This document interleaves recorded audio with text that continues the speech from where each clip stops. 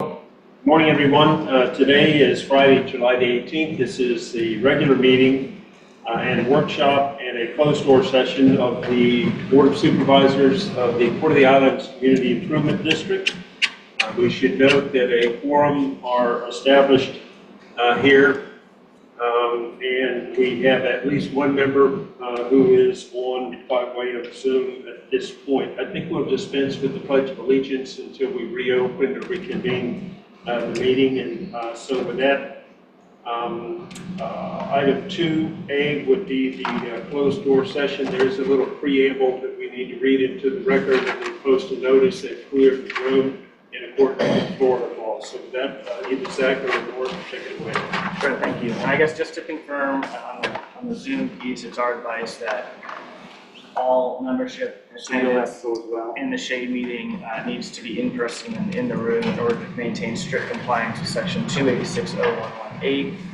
At this time, we're going to commence an attorney-client session between Port of the Islands Community Improvement District Board of Supervisors and its attorneys. The session will be closed to members of the public under section 286.11, subsection 8 of the Sunshine Law. A government body may meet in private with the Chief Executive Officer and its attorneys to discuss certain matters relating to pending litigation.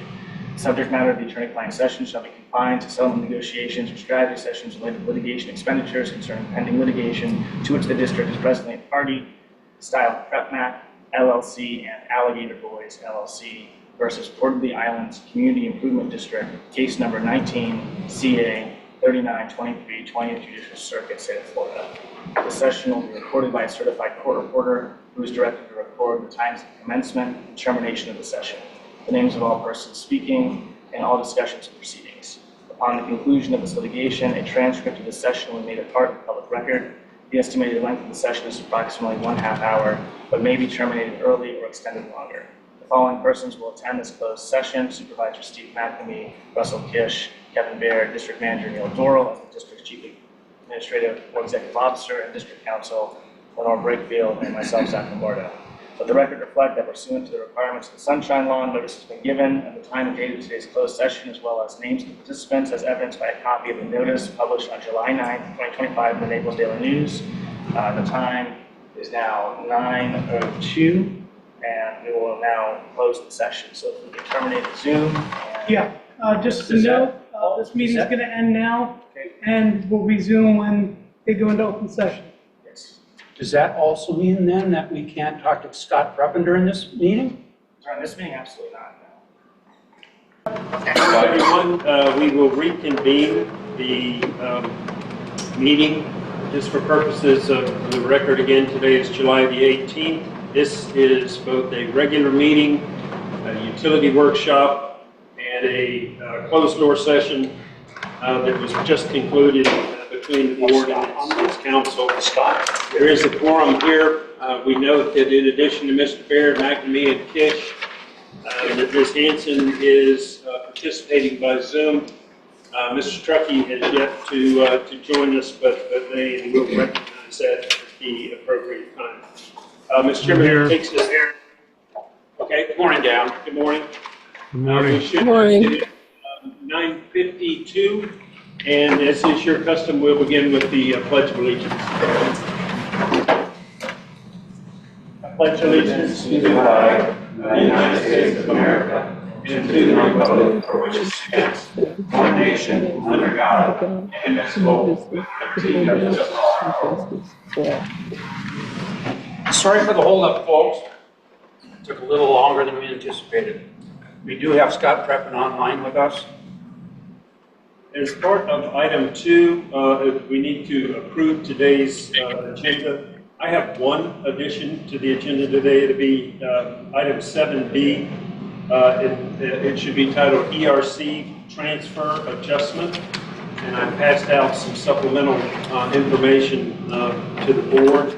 And Zach, did you want to also add a discussion of the PrepMac suit? Yes. I think appropriately that should be 9A. That's fine. Can we do that first? Yep.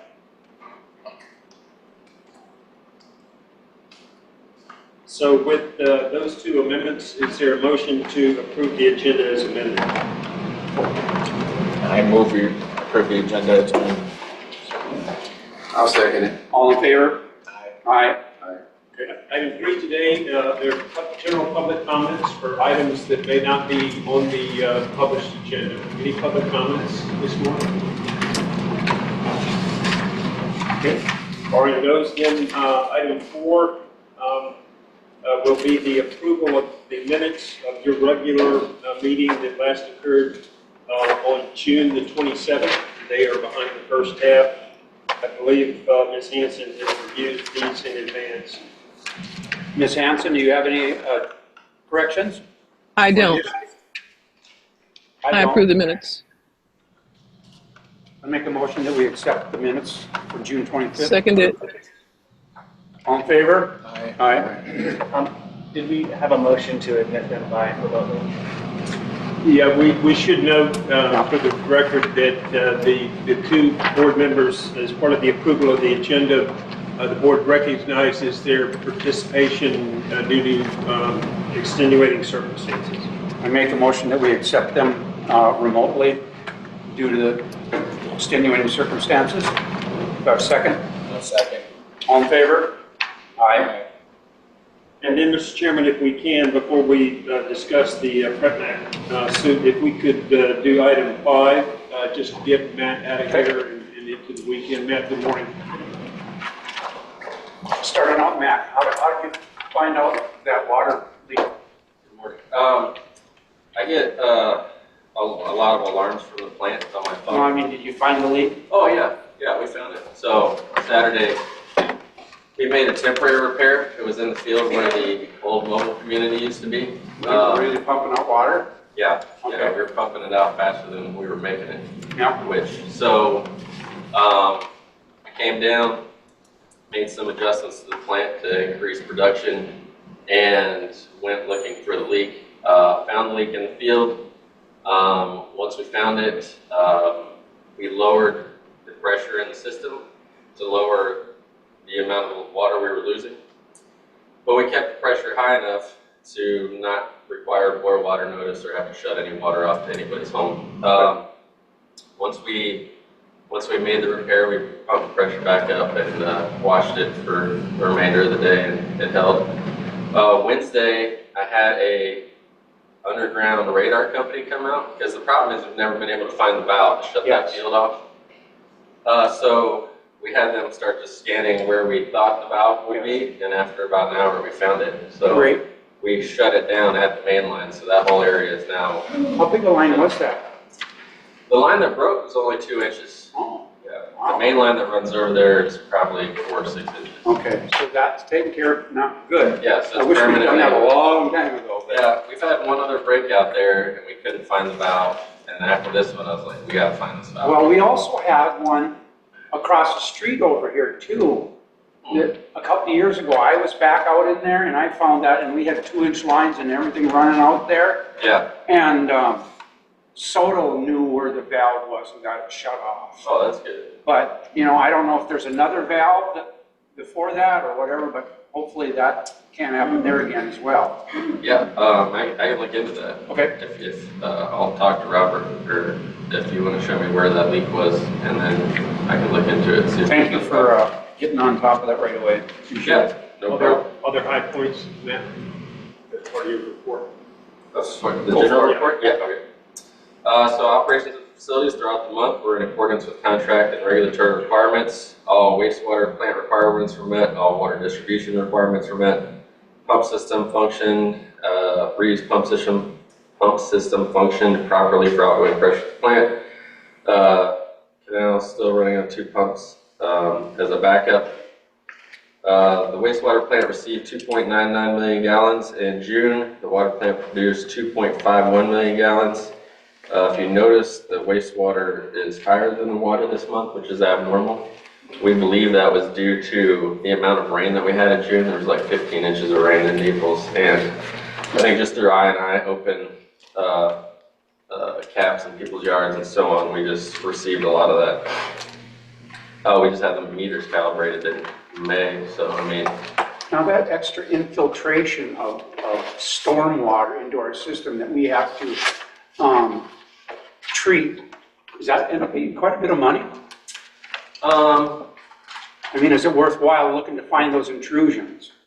I think at some point it is, I don't think it is yet. Okay, I mean, if the intrusions are in, if it's an easy type deal where we can just drive around and check sewer cleanouts and see if they're open or in a ditch or anything like that where they're getting a lot of intrusion.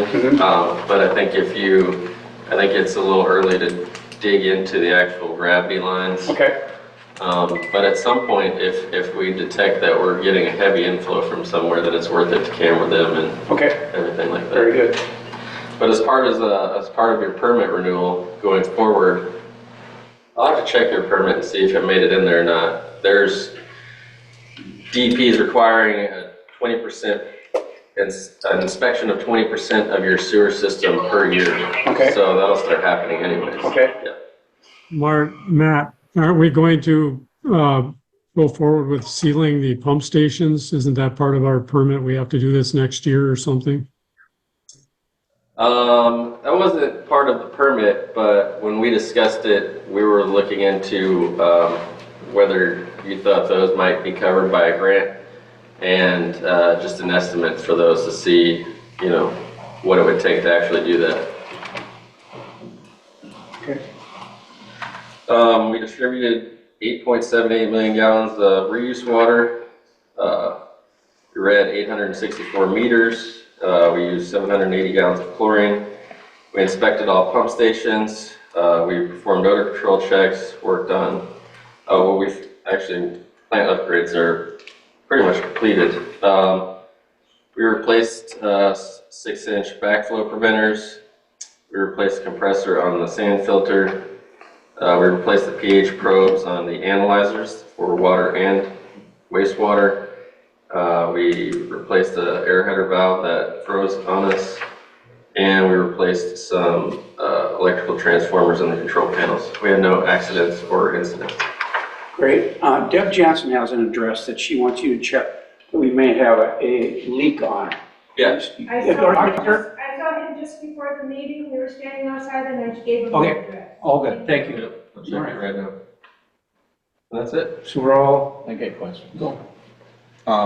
There was something in the meeting last time about, our, asbestos cement lined pipes. Where do we have them? They're only feeder lines into the plant, right? They don't come off the plant. Correct. No, the well line is the concrete line. Yeah. That's the only one that's cement Correct. Yep. asbestos. Okay, because somewhere in here, remember that came up last time, that we were being fed asbestos. So I want it on the record that there's nothing coming out of the plant that goes through a cement Correct. asbestos. Everything that comes out of the plant is. Because we don't need that false information, right? Yeah. Well, now that you bring that up, we had a cease and desist order sent to Sam Lashir after he Oh, I don't posted know. that. I don't know who posted it. I just heard about it. And part of that was that he was to print a retraction about that and so forth, but our legal didn't follow up on it when they didn't do it, so I don't know. Okay, well, just to be clear, we sent a demand letter. If you would like to file a lawsuit, you can instruct us to do so. That would be the next step.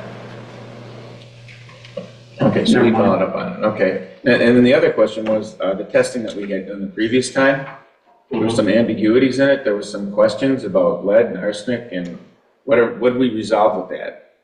That we were gonna accept the test results, we were gonna challenge the test results? Well, those are I think those were, you're referring to the monitoring wells? Yeah. Not the water coming from the wells Right. into the plant? Right, no. Correct, yeah. So those are the monitoring wells. I know Dan, we had all the samples pulled by the lab, and they did all the analysis. Dan had what is the name of the company that you guys joined the membership of? I'm drawing a blank. Florida Rural Water. Do a report, look through it all, determine that maybe some of the analysis was misinterpreted and the levels weren't as high as they were. But that's Dan would have to speak to that. I don't have that report and know exactly. I just want it finalized, I wanna know what's what, you know what I mean? Well, we talked about that last time too, how this affected our community when those wrong numbers came in Exactly. and MI Homes backed out because of those incorrect numbers. Right, that's right. And whether or not we wanted to go back and try to collect some damages because of that. Well, I just want to make sure the numbers are right. Oh, I don't okay, I care got about you, I collecting got you. damages. But Sure. you're confident with the numbers now, right? So, I mean, I don't. It's not him. Yeah, It's it's not kind of him. out of my Yeah. wheelhouse. We'll talk. Dan had some engineers Okay. and hydrologists analyze all that, put it Okay. in a report for him. All right. I don't have that yet. Anything else for Dan, or for Yeah. Matt? Thank you, Matt. And Appreciate thanks it. for what you do. Yeah, no problem. But I still have one, no, I don't need you. Okay. But it's still about that. I was looking up about the lead and all that from the gun club and whatnot. And it's against the law in Florida to use lead pellets to do any type of hunting. So I called Florida Wildlife. I said, well, we don't know what they're using over here, but there's lead in the ground. And I said, and it shoots over onto that road that's part of the state, right? Well, that's against the law. They can't have shot entering state properties. They're supposed to have a shield, some type of barrier to prevent that. But I've walked back there before when they're shooting, Oh, yeah. and you can hear the stuff. It rains down. Yeah, it rains down. So they said anytime, when I called Fish and Wildlife, they said anytime you experience that, call them and they'll come out and address it. But they're not gonna come out unless somebody complains, so. But I still think that needs to be addressed, what they're using for shot over there, whether they're using steel or lead. So, They use a lead shot for target practice. aye, They can. And you can use it for certain bird hunting, dove and quail. Right, No, I- non-waterfowl. yeah, oh, okay. It falls under Non-waterfowl. federal migratory birds, and you can only use steel shot or tungsten Yeah. if it's a migratory type duck or goose or something like that. Those all pertain to federal migratory birds. And I've brought this up in the past too. When I was first looking at the gun club and the amount of buildings and whatnot that they've got out there. And I was at the county one day and I asked them, you know, just to see the building permits that were done out there over the years. Yeah. There is not one single one. So every building, every structure out there is of non-compliance.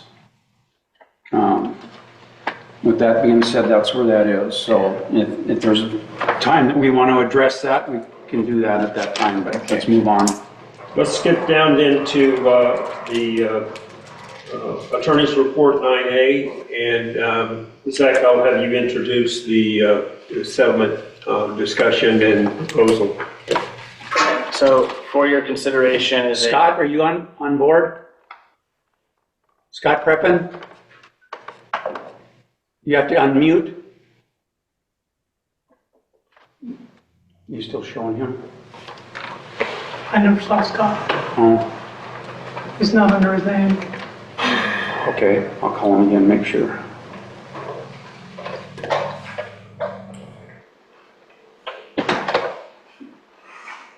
Scott, are you on?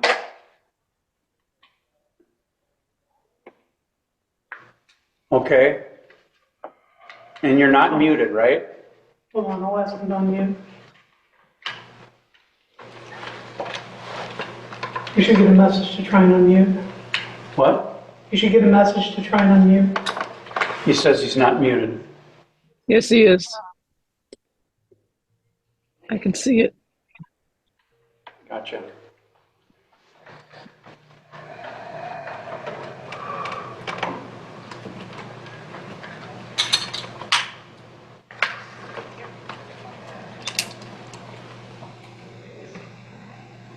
You're in the same boat as me.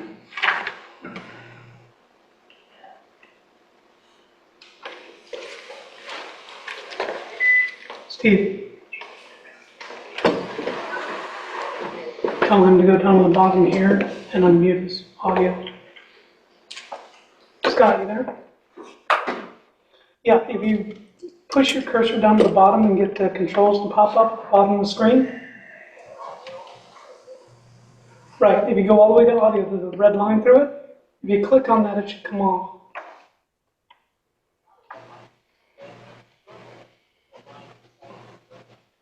Okay, just click on that for me and see if it comes off. Okay.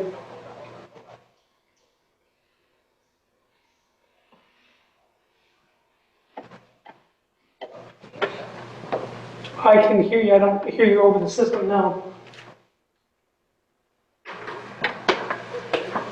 Sorry, folks. To the phone.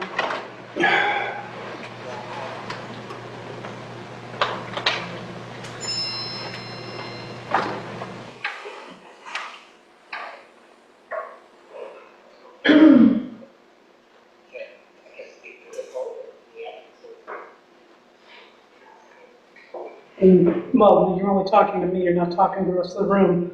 Do you see the arrow, the up arrow next to the audio?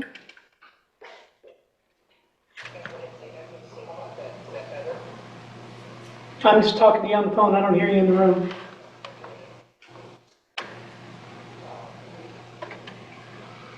He couldn't have his computer muted, could he? Yeah, speaker system, maybe. You've got like headphones with a green arrow pointed up?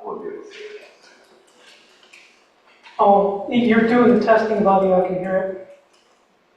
Can you test the mic?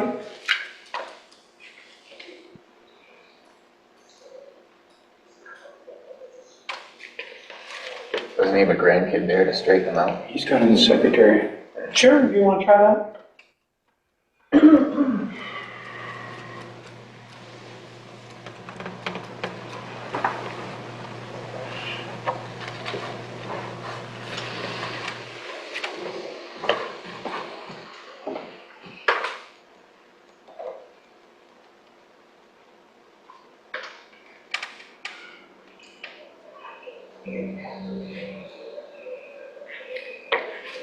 Can you hear me now? Yep, There it we can hear is. you now. There we go. Sorry about that. All right, we're good to go. I'm going to go over the proposed counteroffer in the Prep Mac Alligator Boys lawsuit. So we've come up with essentially 6 points subject to a clarified and detailed settlement agreement. The first point and this is for the board to consider approving to extend this to the plaintiffs in this matter. The first point is that no party shall make any admission regarding the general fund assessments levied on the boat slips at issue in the lawsuit, the 2023-2024 assessments levied on the boat slips, or the O&M and ERU assessments proposed to be levied on the boat slips herein. So essentially a no admission clause. The second point is that the parties shall file a joint dismissal of the lawsuit with prejudice, with all parties paying their own fees and costs. That's lawsuit 19 CA 3923. The third point is that the utility ERCs required to be purchased by the utility availability letter shall be purchased within 30 days of execution. So what's being attached to this document is the January 25th, 2018 utility availability letter submitted by the marina to Collier County, in which it is stated that the marina must purchase 16.7 additional ERCs in order to be able to build what they asked to build in that 2018 site plan. Upon receipt of that, so the fourth point, upon receipt of that payment, the district shall release any claims regarding past payments that should have been paid had the correct amount of utility ERCs been timely purchased. The next point, PrepMac and the current owners of the boat slips shall release the district for any and all potential claims regarding the 23-24 assessments levied and imposed on the boat slips, including but not limited to any claims for reimbursement, and shall additionally release the district for any claims regarding the proposed general fund assessments as modified in this potential settlement. And then the final point is that upon receipt of the above releases, the district will, at its budget adoption hearing, when levying general fund assessments, utilize an ERU value of 0.5 for boat slips designated for liveaboard vessels and an ERU value of 0.25 for non-liveaboard slips, based on the boat slip designations detailed on the currently approved Collier County Site Development Plan on file number PL 2020-0001802, and I have that attached to this as well. So that is the proposal, essentially, that the unpurchased ERCs be purchased, both sides release the other for payments that should or should not have been made in their own individual opinions, and then the O&M be adjusted down to 0.5 and 0.25 for the little boards and the non-little board slips. Comments, Scott? So, yeah, I'm just hearing for the first time the idea that we have to pay for 16 ERUs from 2018. I'm unaware of that. I don't have a copy of that or any detail on that. First I've heard of it. Oh. Yeah, as part of your modification to the marina, when we had to give you a letter of availability, and at that time there, it was that the engineer came up with the fact that you wouldn't have enough ERCs at that time for the additional liveaboards. And so part of that agreement was that you would end up buying those additional ERCs. So those should have been paid back in 2018 is when they should have been purchased. What we're saying is, as long as you're willing to, purchase those ERCs, we would not go after you for assessments back to 2018. That would be part of our settlement. Do you have some detail on that? Do you have a document I can look at to absorb it? Because I'm just hearing it. And I guess just to talk about order of operations here, what we certainly have, and the marina itself is who provided this letter to the county, but there's a 2018 letter that details this with all the supporting studies, and that can be provided. Additionally, what can be provided is the current site plan. But before we go further into this, I think it's important is the board. I think the board needs to decide, are we making this offer to Mr. Petham and the other plaintiff? Well, they'd have to be at today's cost with ERCs if we're not going to claw back the money for 7 years. So I can modify this to say purchased at today's costs. But what I'm wondering is I didn't hear a motion to approve this offer. No, I wanted him to have Okay, some that's fine. input before we went even any further. All right, I'll let you continue. I guess I didn't realize, Scott, that you weren't aware of that letter. No, I'm not. Okay. But you must have been aware that you got the initial letter to get your original permit. I hear what you're saying. You're going back 7 years. I have no recollection of it. I'm not saying it doesn't exist or isn't correct. I need to see it it's the first time I've heard about it. I didn't have time to look at that or prepare for this conversation. I was unaware that was part of this. I just want to look at it. And I never, when you and I were speaking too, it wasn't something that I had remembered that was in there either. I remember for the last 3 years talking to our attorneys about this particular subject, that my going back through the records over the years had come across that letter that Zach is speaking of, and I asked at that time, can you verify whether or not those ERCs were ever purchased? And after 3 years now, we're finally getting to the point now where they're saying that they have no record of these ever being purchased. If you in fact did purchase them and you could show us that there was a conveyance of the money, then it would be a moot point. But there again, no assessments have been made on those, so I have to assume that those also were never purchased. Yeah, I'm not disagreeing with anything you're saying. I just need to look at it, Steve. I don't. I agree, and that's something that we can email them that, right? Absolutely. Yeah, we can do that, Scott. Okay. But my main goal here today has been, I would love for this board to be able to put this to rest with you today. I don't want to drag this out any further because we're starting to get up against the time clock about where if this is going to go to court, we have to start having our attorneys go. Yeah, I'm okay with everything that we've discussed. The only wild card is just that letter and that information and the monetary part of that. I need to look at it and study that and understand what it is and refresh my memory on. That's the only caveat to what we're talking about. Gotcha. I'd like to resolve this today too. I'm fine with everything else that we talked about. I just My let, suggestion is that if the board is comfortable with the counteroffer, is that this, with the supporting attachments, could be provided to your council, and we could, as to this item only, continue and have a follow-up meeting to approve a final settlement on this point. I think it is, there's a lot of information that everyone needs to know, like a fully drafted settlement agreement before settling this. Again, there's really 3 disputes here, not just one. And so there's a lot of moving parts here. I think it makes sense that everyone have full understanding of all the issues before agreeing orally to some kind of resolution. And of course, the district itself cannot orally agree to resolve this. But I think it would be helpful to have this conversation now, and I think it would be worth doing an additional extra meeting before the August budget hearing to, if possible, sign a settlement agreement, if that's where this is heading. But I don't know from the board if that's where this is heading. Well, we have to know what the costs are today for the ERCs as well. And that's part of the question.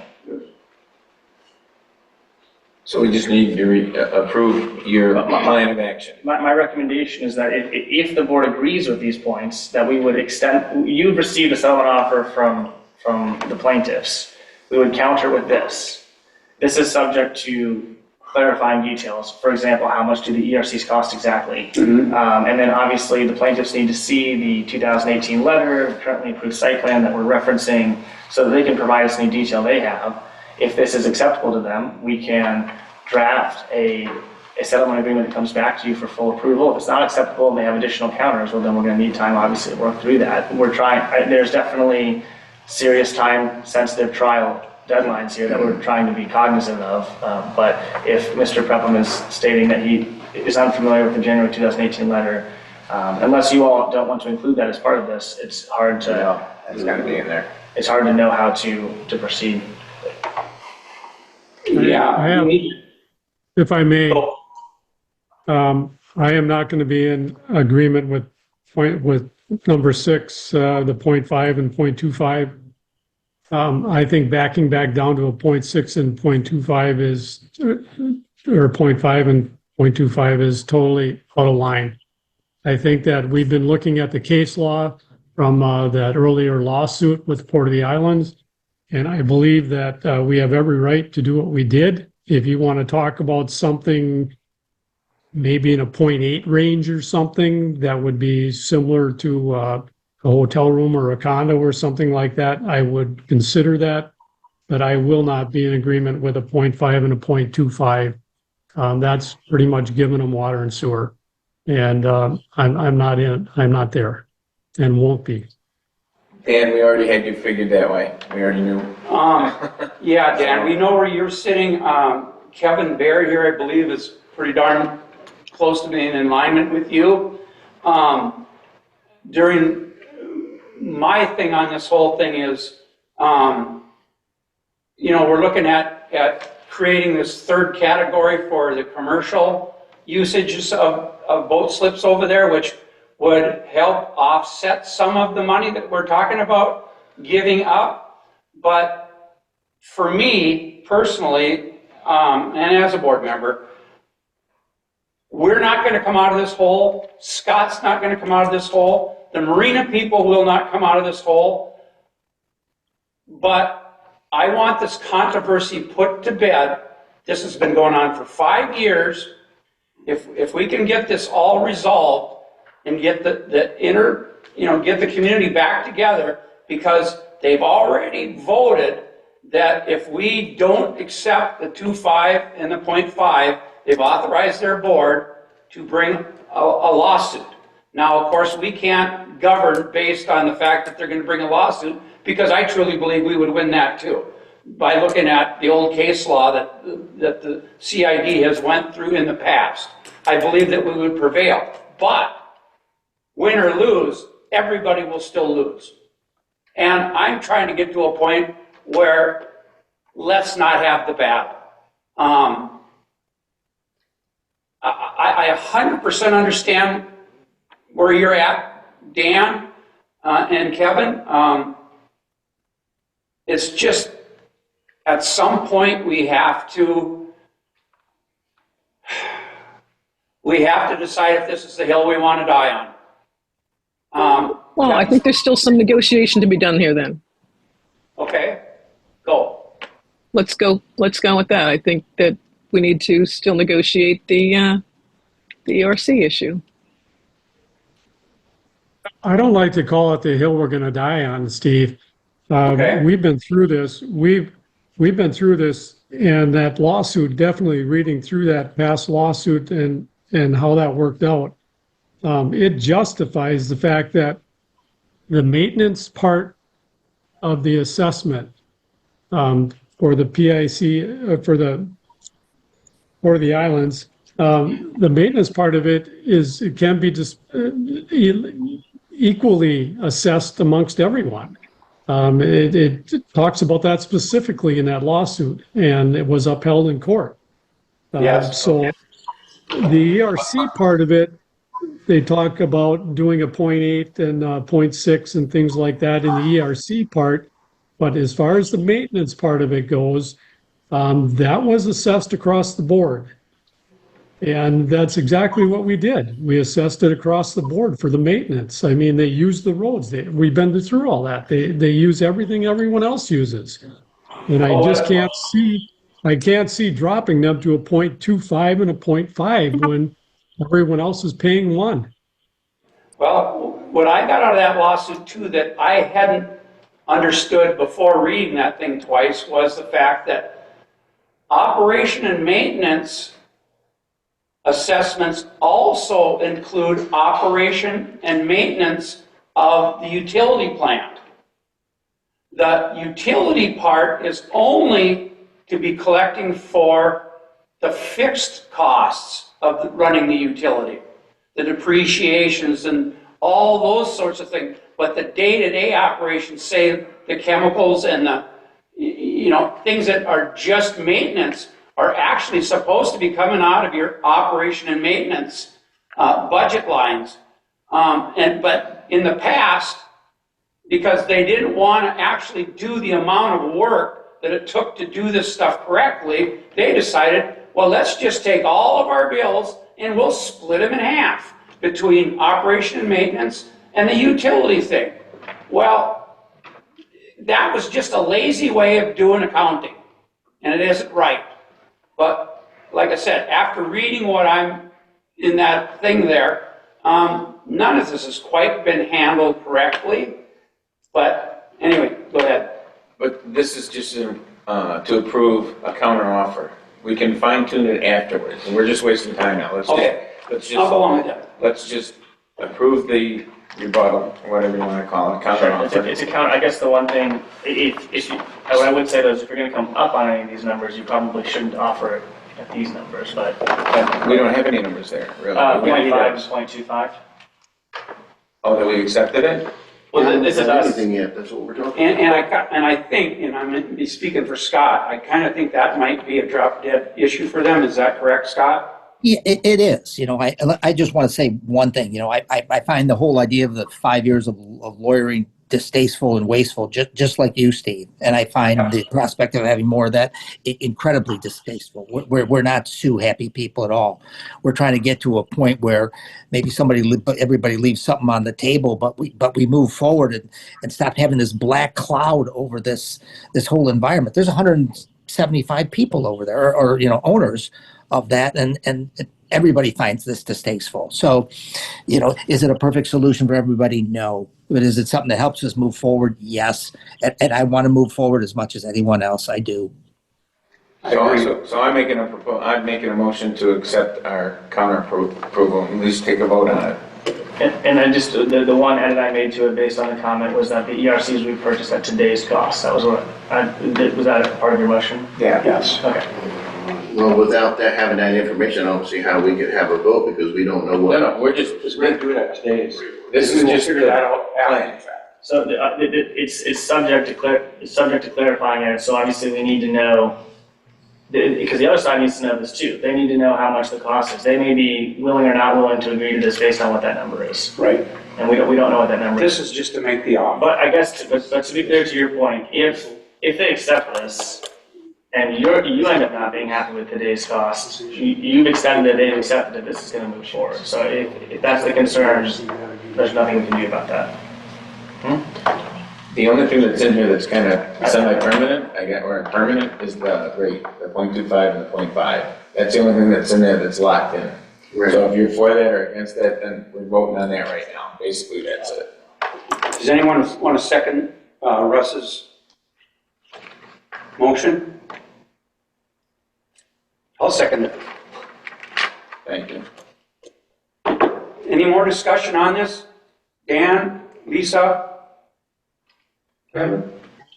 I think we said it all. I just don't see where, there's no one else in the port that's even close to that. We're all paying a 1 now, and they're going to be paying a 0.25 and a 0.5. That's just out of line. It's not fair that we subsidize the boats at the boat docks. But I just don't agree with him. So I don't think the small boats, D&D, should be at 0.5. What do we move to 0.5? 1? A 1? Yeah. No. Yeah. No, I mean, half those boat slips are owned by people that already pay here. They're already here, so I counter his rationale You on that. know, Dan, we know 100% what you feel about this, and Kevin and everybody else on this board. Unfortunately, we're not going to change that idea right now. So now I think it just gets down to making a vote on it, and unfortunately, if it's voted in, you know, it's nothing personal or anything else. But we need to move up. We need to move forward on this one way or the other. But I hear you loud and clear. Well, I Any mean, more discussion? yeah, I have a discussion. I understand the people who have boats, you know, I have a slip over there too. But liveaboards, they do use everything the same as the rest of us. So why don't they stay the same? Yeah, I'd like to just add one thing is all. Again, I'm trying to work to a resolution as well, but we looked for an objective professional opinion on this subject that we're talking about. And we reached out to the same professional that you hired a couple years ago he put together a couple reports that you had asked him to, I think back in 22 and 23. So I asked him, I'm sorry, yeah, Russ. Yeah, we've had a multitude of conversations with him to get an objective and professional opinion on this, because you know we're not experts on this. Obviously, we're trying to protect our own interests, but we're not experts. And I had a discussion with him about comparing a submerged piece of land versus a condominium. You know, with respect to, you know, from an asset standpoint, the asset classification, they're nothing alike.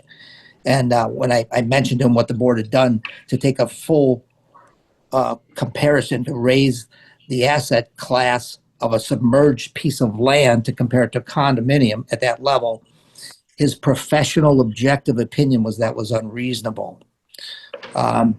So you can discuss that with him yourselves. I mean, you guys hired him; he's the same professional you guys used. So, you know, we can fight all day long. I just want to bring it to some level of resolution, see a board vote, see which direction they want to go with it. But that was an objective professional opinion with someone who's got 30, 40 years of history in this field, way more knowledge than we do.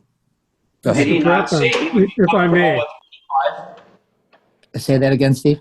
Did he not say he would still be comfortable with 0.5? Russ Weir? He did. Yeah. Okay. He did. That's If I may, if I may, you compare an asset class. We're not comparing asset classes here. We're comparing the maintenance. All right. It doesn't matter if you live. We don't change the expense if you live in a $3 million home or if you live in a $400,000 condominium. It doesn't matter when it comes to the maintenance of the property. The use for the maintenance is the same. I'm not arguing with you. We're not talking about the ERC part of it. The ERC part of it is still stepped at this point, but we're working on changing that this year anyway. So the ERC part was stepped and is stepped to this point. What we're talking about is the maintenance, the maintenance money that goes to the plant. Do they use the roads? Do they use the landscaping? Do I use landscaping any more than a boat does? No, I don't. Do I use the roads? Nope. Do I use stormwater? Nope. We pay for our own stormwater. Doesn't matter. All right. So those are non-issues. So how can you say that they shouldn't pay their part of supporting the Port of the Islands? It's not an asset class. It doesn't go by the value of your property. I just want to add one thing to all this, okay? I went to the Greater Naples fire meeting to just get a feel for why we pay what we pay for fire, and just who pays what versus what. It's like mobile homes only pay assessments based on their value of the land.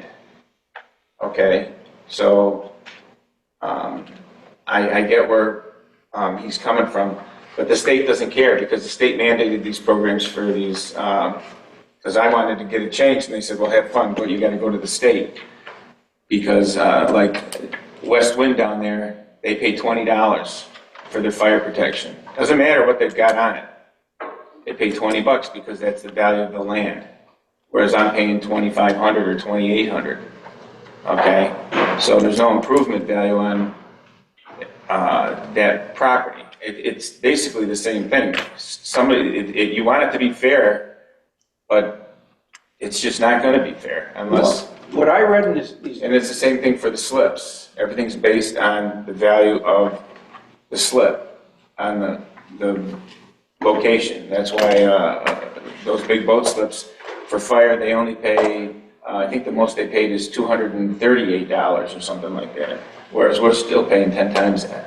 well, what I was Even though it's a reading in the million-dollar boat. lawsuits and so forth, it said in there that it doesn't necessarily have to be on direct, what's the word I'm looking for, benefit, but what the overall thing is what it's done to the value of that property as well. And that's part of establishing how much benefit is being brought to that. And it's very easy to look at that and say, you know, would a regular boat slip there be worth $65,000 if it was not in this community, if it were merely out in the canal someplace? Obviously not. Just like condominiums or anything else. Everything that's in here, its value has been increased because of the totality of the Port of the Islands. That's why it doesn't necessarily have to say, well, I'm using more stormwater than you are, or, you know, those types of things. It still can get back to, and there's more than one methodology to use, and it can be how much is your values being increased because of those amenities or whatever you want to call them. Yeah, I have one more comment, Steve. Go. One more comment. You know, it was maybe, I don't know, a year and a half ago, where we were all together collectively at the meeting with the board members, and I had 20 members from the marina, and everybody agreed collectively, 100% on both sides, agreed to the 0.2 and the 0.5. It wasn't that long ago. And I'm like, Right. well, and it resolved a lot of issues, it reduced a lot of tension, and then all of a sudden, a year later, everything's different. And so imagine me trying to explain that to all the homeowners or the boat owners over at the marina. It's like, what changed? Nothing did. So how do we go from everybody agrees to that, not more than a year or so ago, to where we're at today? That was something that just doesn't sit well with everybody as well. We just wanted to go back to what everybody agreed to not that long ago. So I would hope everyone would consider that, because we just don't want to keep fighting. I just don't. I mean, I understand people have differences of opinions, but can we just vote and move on and get something resolved? Well, I know for me personally, when that vote came up, I did vote to change it to the 0.1, but I have since looked back on that, and I no longer agree with it. But your point about what Russ Weir says that he would be comfortable with the 0.5. We paid that man a lot of money for his opinion. I think if this went to court, his opinion would be very valid. Here again, I don't think this is enough to continue this. I want to put this to bed. Like you said, it's not a lot of money, right? It's not a lot of money. And like Dan says, he doesn't think that it's fair. I don't, to a point, I agree with him on it, but here again, we're not going to get everything that we want, nor are they. When I sat a year ago, or whatever it was, with their people, and we came up with that 0.25 and that 0.5, I felt very good about it. I thought it was a very good compromise. And I'm willing to go back to that. And I know it's not, everybody thinks that way, but that's my opinion. And unless anybody else has any more opinions, let's vote on this. If the agreement, the motion doesn't go forward, what are the results of that? If we don't, you can make a different offer, or we have to prep for trial, and we have trials in early September. But I guess I just want to clarify, the trial that is in September is as to the prior assessment methodology. What is on the table right now, and I don't want to go too much into detail, is settling not just the prior lawsuit, but a threatened future lawsuit. And if everyone is agreeable about the utility ERC thing, it's actually solving 3 different disputes in essentially one agreement. So it would potentially resolve a significant amount of outstanding issues, but there's obviously many points on both sides of this. Any more discussion? Okay, then let's move forward with a vote on this. One more thing. You want to talk about values. A lot of those boats are worth more than my condo. All right? Just keep that in mind. If you want to put values into it, let's look at the values of a lot of those boats. So We can't. well, it's not about value. It's not about property value. It's about, are you using the facilities and paying the maintenance on it or not? Thank you. I hear you out loud and clear. Thank you for that input. All in favor of us making this offer to Scott and Alligator Boys? All in favor of that? Aye. Aye. Lisa? Well, I totally agree with Dan, but I'm going to vote just to put it to bed. But it's going to be revisited sooner or later. That's my opinion. So are you a yay or nay? I'm a yay, but You're a what? only so we can resolve the 3 issues that are on the table. Yes, we'll make the offer. Yes, Dan? I agree. Oh, No. Kevin? I'm gonna stick with that. Okay, so we have 2 yeses, or 3 yeses and 2 nos. So The motion passes. the motion passes. So this is a counteroffer, as discussed, subject to the actual agreement. So this will be sent over to council today after this meeting. My suggestion, based on timing, is that you either continue a portion of this meeting to hopefully go over the actual settlement agreement. Because if we don't do that, here's what part of what we're offering to do here is change your budget, essentially. But your budget hearing is in August. So if we wait till the August hearing and there's still a little bit more back and forth, we don't have time to make the adjustments. I'll get feedback very quickly. And so I think if it would make sense to me that you all would consider a meeting next week to try to figure out, is this workable? Is there an actual agreement that can be done here? Because if so, your manager has to adjust the budget. I mean, there are things that have to happen. Yes. Scott, you had more? Will Dan and I be able to attend that meeting? Yeah, I mean, the proposal is that the meeting be an open session along these lines. I don't know if you made this offer, if we're staying within this offer, I don't know that I'm requesting a shade meeting. But we still have to have 7 days notice, correct? If we continue this meeting, if we continue this item from this meeting, Do we have to have 7 days notice? We continue, no, this meeting's been noticed. At this meeting, if we announce that we're continuing this item to a date next week, To Monday, we could do it? I don't know people's schedules, but presumably. We can, I'll be by Zoom. Well, I'm going to be here Monday, but not Tuesday. Lisa will be back sometime next week, correct? Lisa? No, the following Monday I'll be back. Not that Monday, but the following Monday. If we wanted to have a quorum, I'm here. Monday? I'm here. Is there, and I just, because we have to draft this whole settlement agreement, is there any way we could do, you're out Tuesdays? I'm gone from Tuesday. Okay. You can do it. I mean, well, Scott, do you have any idea if your attorney is available all afternoon today? I don't know, but I'll call him as soon as we're done with this meeting. I would hate, because I want to get done as quick as possible. I'll call him as soon as we get done with this meeting. I don't know his availability today. no, I understand. I don't want to walk in here, Yeah, but he's pretty accessible. I mean, he's very timely at getting back with me. And you're not hearing anything in this offer that we're making that causes you to think that it might not work? No, Okay, very good. Does that include purchasing the ERCs? I have to review that. That's the only component I haven't seen. So you send me that letter, whatever detail, I'll check my files as well. So I'll do that this afternoon. Neil, do you feel that we can know what that number is going to be by Monday? Okay, turn that here So on. if we don't think we can know that number by Monday, I think we should consider a date. Do we have an in-person forum any other day next week or no? I won't be available. I'm staying for Monday, but I won't be available the rest of that week. I think it's Monday or, I'd sure like to make that happen if it would work for you. Yeah, I'm available Monday. If you want to do an in-person, I'm available July 28th. That's my next in-person availability.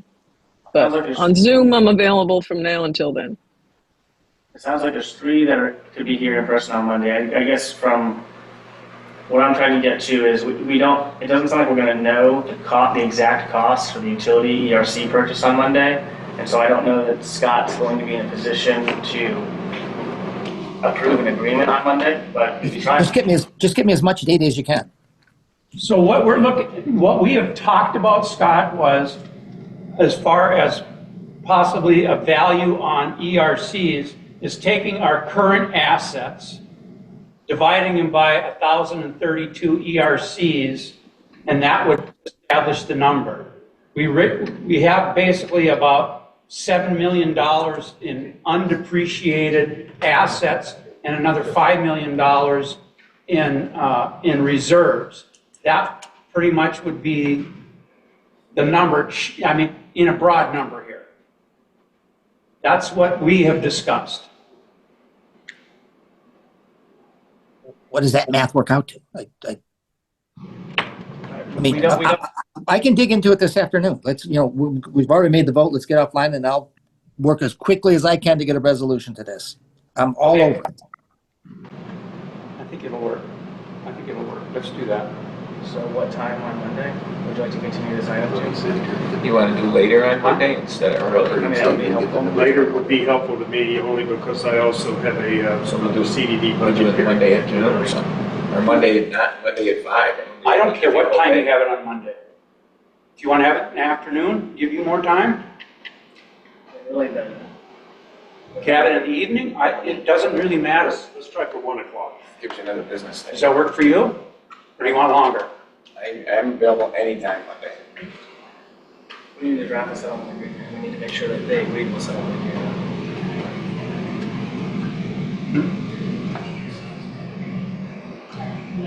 I can He has a do, choice.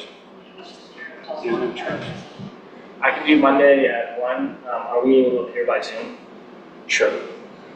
Okay, so there'll be 3 people who can be here in person, 2, 3. And we can meet Monday. This will be sent to the opposing side as soon as we get back to the office. Okay.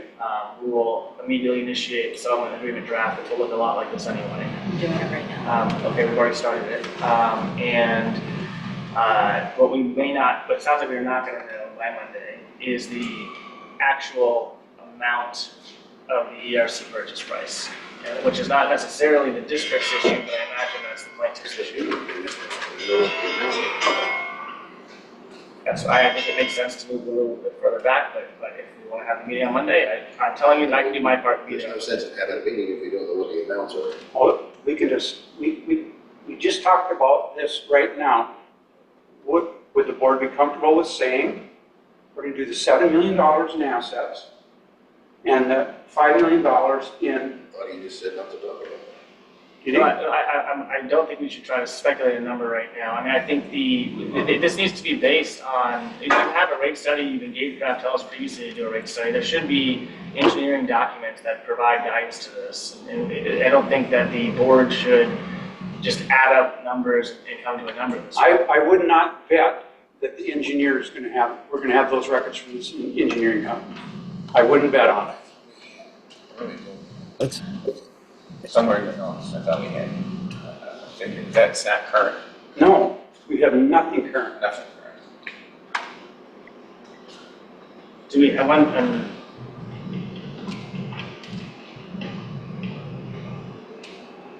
why not schedule a meeting? We'll do what we can to get as close to a number as we can on Monday and go from there.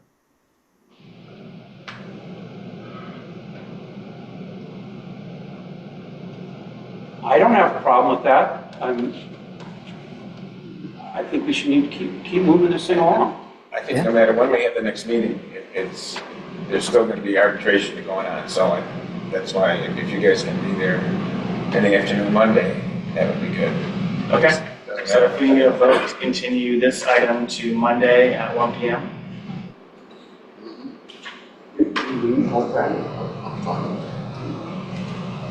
Okay. So can we get a vote to continue this item to Monday at 1 PM? I make a motion, we continue this item to 1 PM Monday, whatever day that is. We have a first and second, any discussion? Will that work for you two guys online? 1 o'clock on Monday? Yep, I'll make it work. Okay, Dan? 1 o'clock on Monday is fine. Are we going to set the price of an ERC at that meeting? Yeah, seems unlikely. Are we setting it We now? will attempt to, but not necessarily, they don't feel good about it, but we will make an attempt to. You gotta give preference, But okay? here again, we gotta give Scott some direction that we're looking at, and then that can still be negotiated, just like Lindsay Case negotiated with the last board for 16,000, which was a whole different thing. They didn't actually do it. He made a proposal, and that was to offset some other things, but, I mean, we could come up with a number and we could discuss it with Scott, and Scott could say, yeah, I can live with that, or I can't live with that, but, if he can't live with it, then we move on and, you know, keep working the problem. Pretty good? So we have till Monday to come up with a number to give to Scott? It's not it sounds like it's more like we're going to have a more formalized settlement agreement. We'll have feedback from Scott. Scott has not looked at the utility ERC letter. So it probably just end up being continued settlement discussion is what it's going to be. But there's a possibility that there's a higher likelihood that we can settle that on Monday than today, obviously, because Scott hasn't looked at anything. We don't have a draft settlement agreement. Okay, just throwing this out there, Scott. If we went and, for the reason that we're coming up with, we did the $7 million and the $5 million in reserves. Don't? Okay. Yeah, we'll talk offline. We'll dig into it this afternoon. I'll dig into what I have over here. Yeah, you can figure out what we just said. Okay. All in favor of this? Aye. And the other two? Yeah. Yeah. Okay. We'll move on. Thank you, Scott. All right, thanks, guys. I'll dig into it right now. Thanks. Okay. Bye. Very good. We want to step back just for a second. Matt wants to clarify one of the comments that he made with respect to the potable distribution pipe. So, yeah, so Russ's question, I went back and I was confident, but then I was like, I better double check because it's an important question. So from the plant to 41, there is concrete pipe. And then from it's C900 along 41, and then from 41 to the hotel, there's concrete pipe. Okay, Yeah. all right, all good. So I misspoke, and I wanted Yep. to correct that. So I'm assuming then when we replace the water pipe going out to the wells, would be a very good time for us to be looking at replacing that pipe as well, because it's of the same, roughly the same age. And I think it would make sense for us to do that project all at once. Absolutely. So, Yeah. appreciate your time. Thanks for coming back and clarifying that. Yeah, All no right. problem. Sorry I missed it. No problem. Have a good one. And we also, Neil stopped and looked over at the pipes that are hanging underneath of the bridge over here. It goes under 41, and he thinks that they look in pretty tough shape. I personally would like to, even if we haven't gotten the FEMA stuff from the plant out to the wells, if it wouldn't be a hindrance to the FEMA stuff, maybe we start getting looking at what will it cost us to change the pipe from the plant over to over to Newport Drive, replace that concrete, as well as the pipe underneath the bridge. How does the rest of the board feel about it? Yeah. Dan, would you have any idea if that would, any guess as to whether or not there would be any FEMA money available for replacing that, or state money? We just discussed that at our grant meeting yesterday, and the grant writer sent me a website to take a look at. There's another type of grant we might be able to fit some of that under. I believe you're right. We should look into that. Maybe at the same time, though, we could be trying to pin down a number of what that replacement cost would be, because I'm sure we would need it for whoever would be doing the grant anyway, correct? Yes, we'd have to come up, there would have to be until you actually engineer it, and send it out to bid, you don't get an exact cost. But we do an engineering cost, what the engineers would think, yes.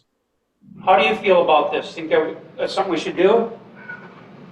We talked about that, actually, we put that into a different grant. It was dropped because the grant said that what they cover actually didn't fit those pipes because they weren't damaging any damage or anything. It'd just be an infrastructure replacement.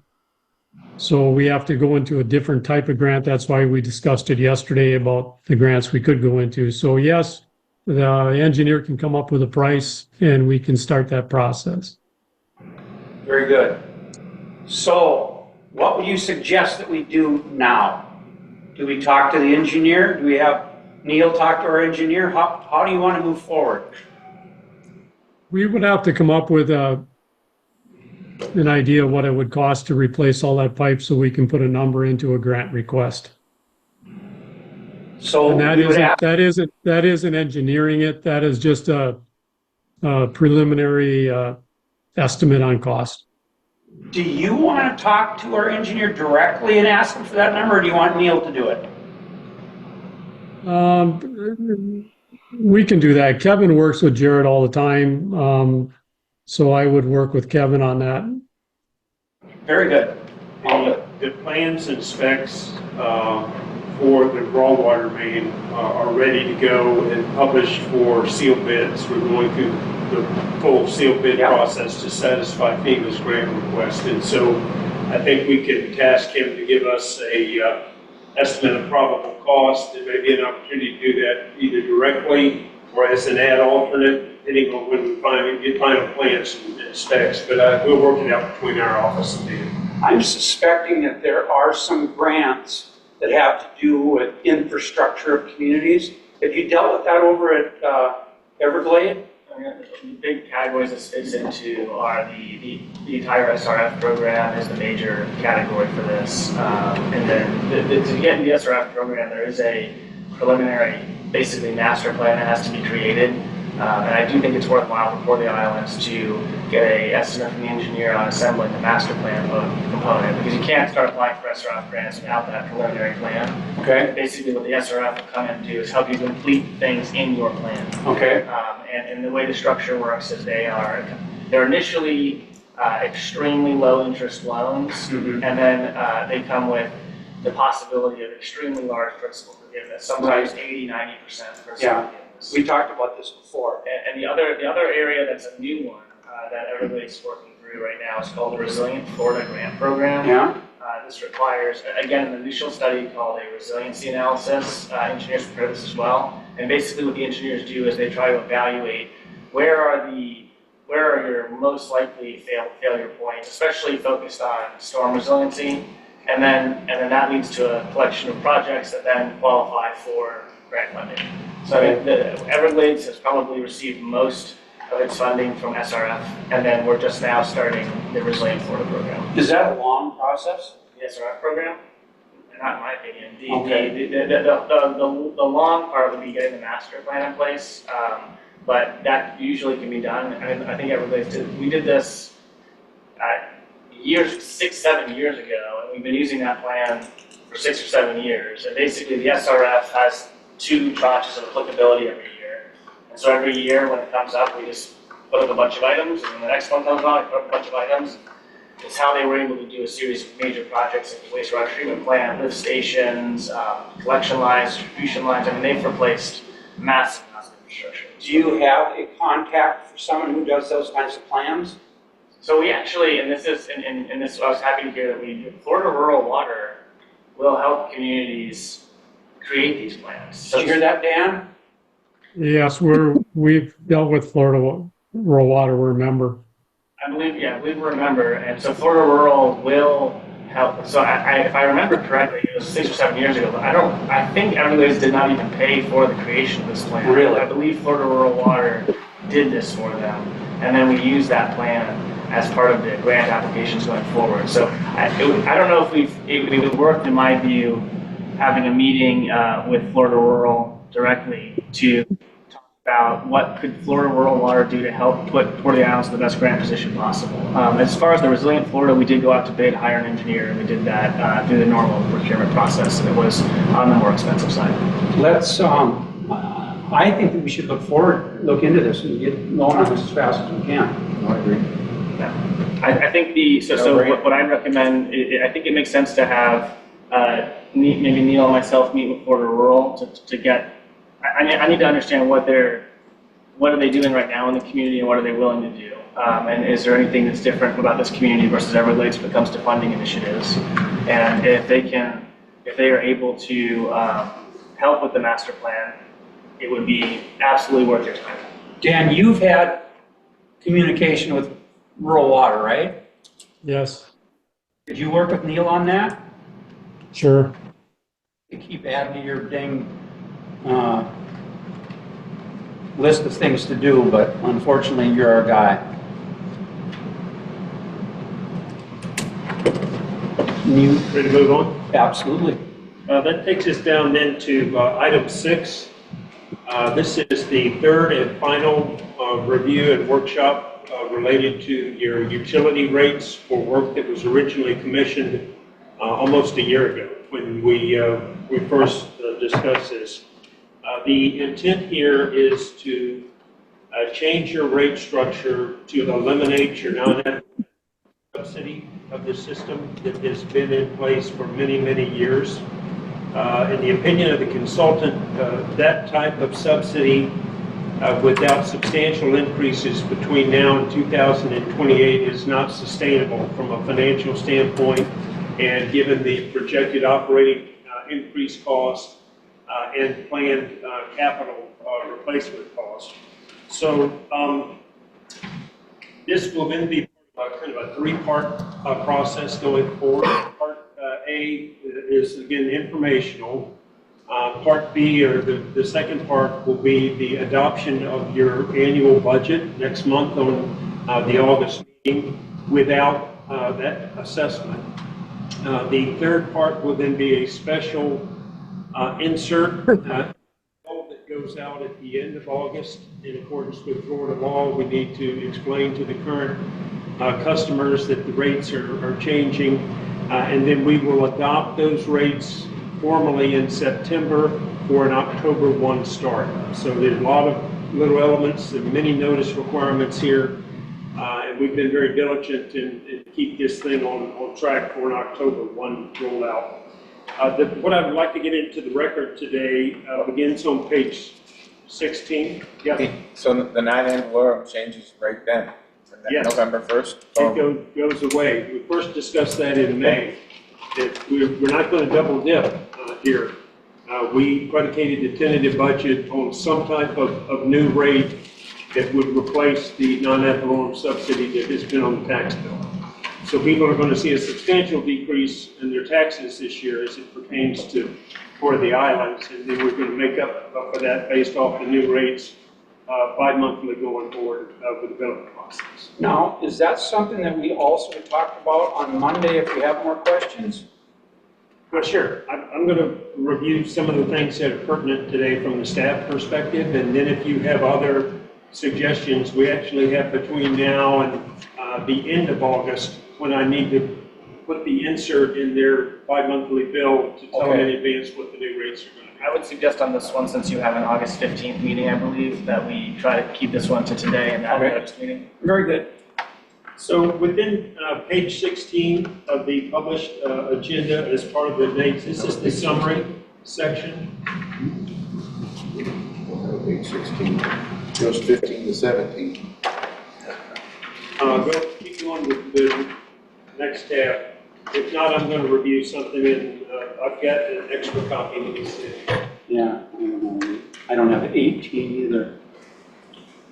Oh, yeah, I mean, it gave us every other one. Yes or no? It's in the The page is missing. All the even pages are gone. I have this whole report at home. Yeah, this is the third time we passed this out. Yeah. Here it is. Apologize for that. Steve, do you want mine? Let me refer to that. Yeah. These are- Now, one of the things about was, on this that I'd like to bring up is the fact that the water rates here are predicated, like say on condominiums, for instance, they have a meter that takes care of a bunch of residents. But they have it in a tiered cost, especially like irrigation. And I'm looking at this and I'm saying, you know, if we went to that base rate that we've been talking about, so that even if you have a meter that says that it really only takes care of 8 outfits or whatever, but there's actually 24 on it, we have 24 base rates. But then I think it makes sense then to do away with the stepped increases in irrigation, because otherwise that smaller meter is going to start showing a much larger usage per unit.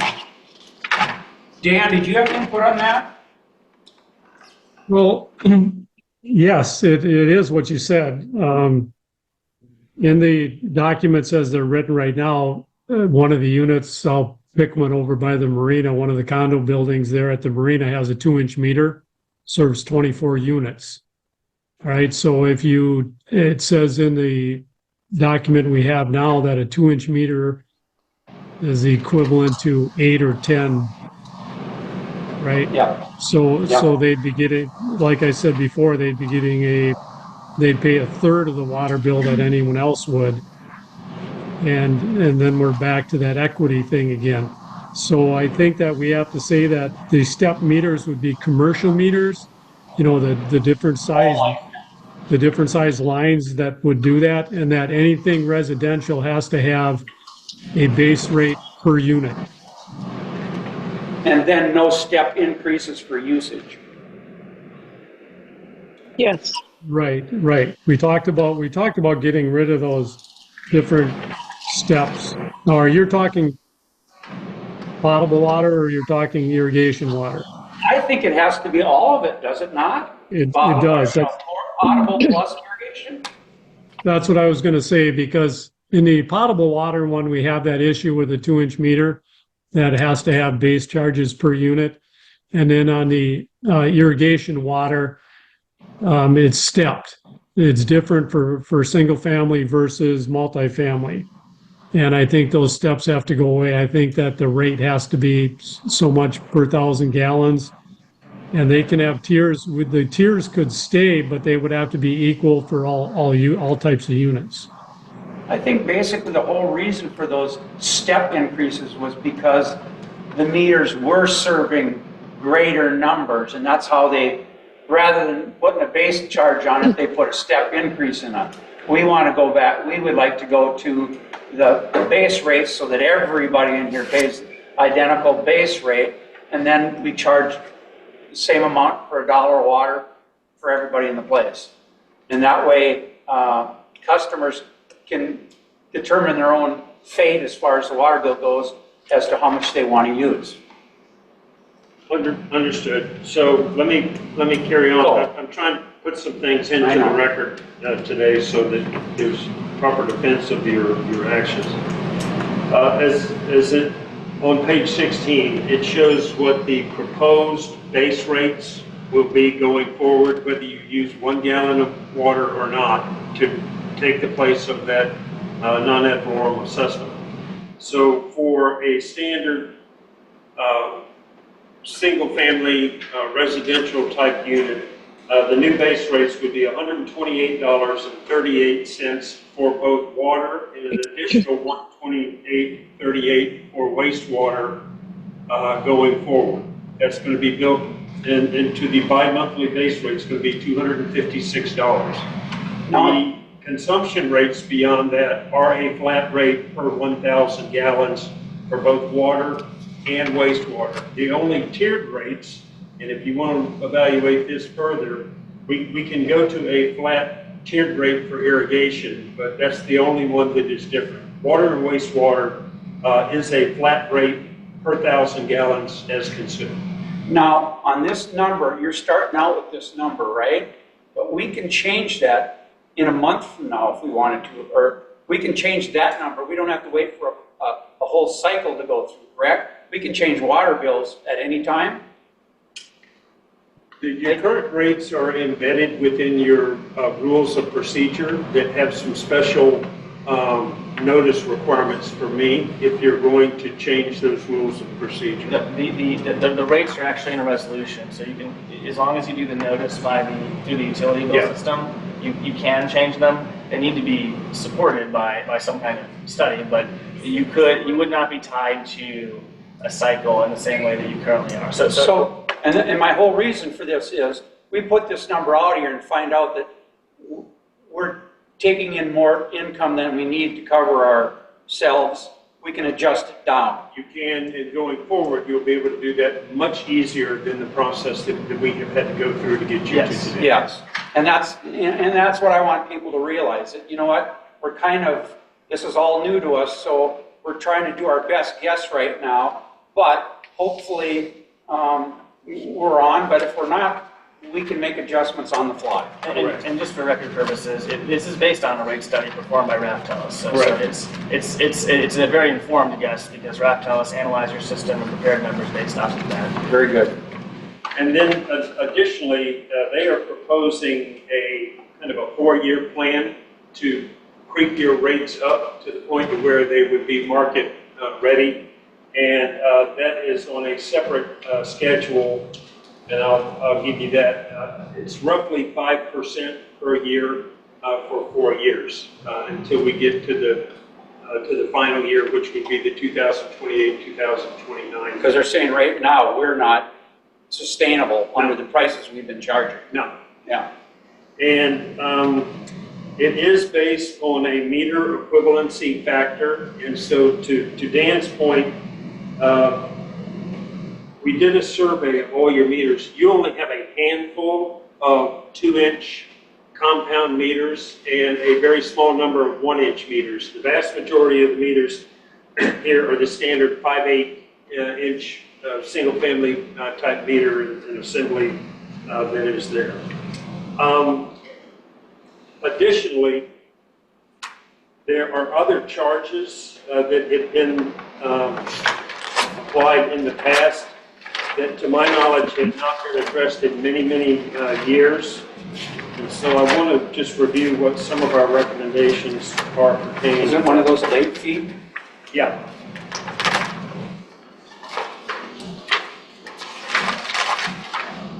Now, I mentioned yesterday that someone in here was saying that they were having trouble with their auto pay or something on their water bills. Is anybody in here that's been having a problem with that?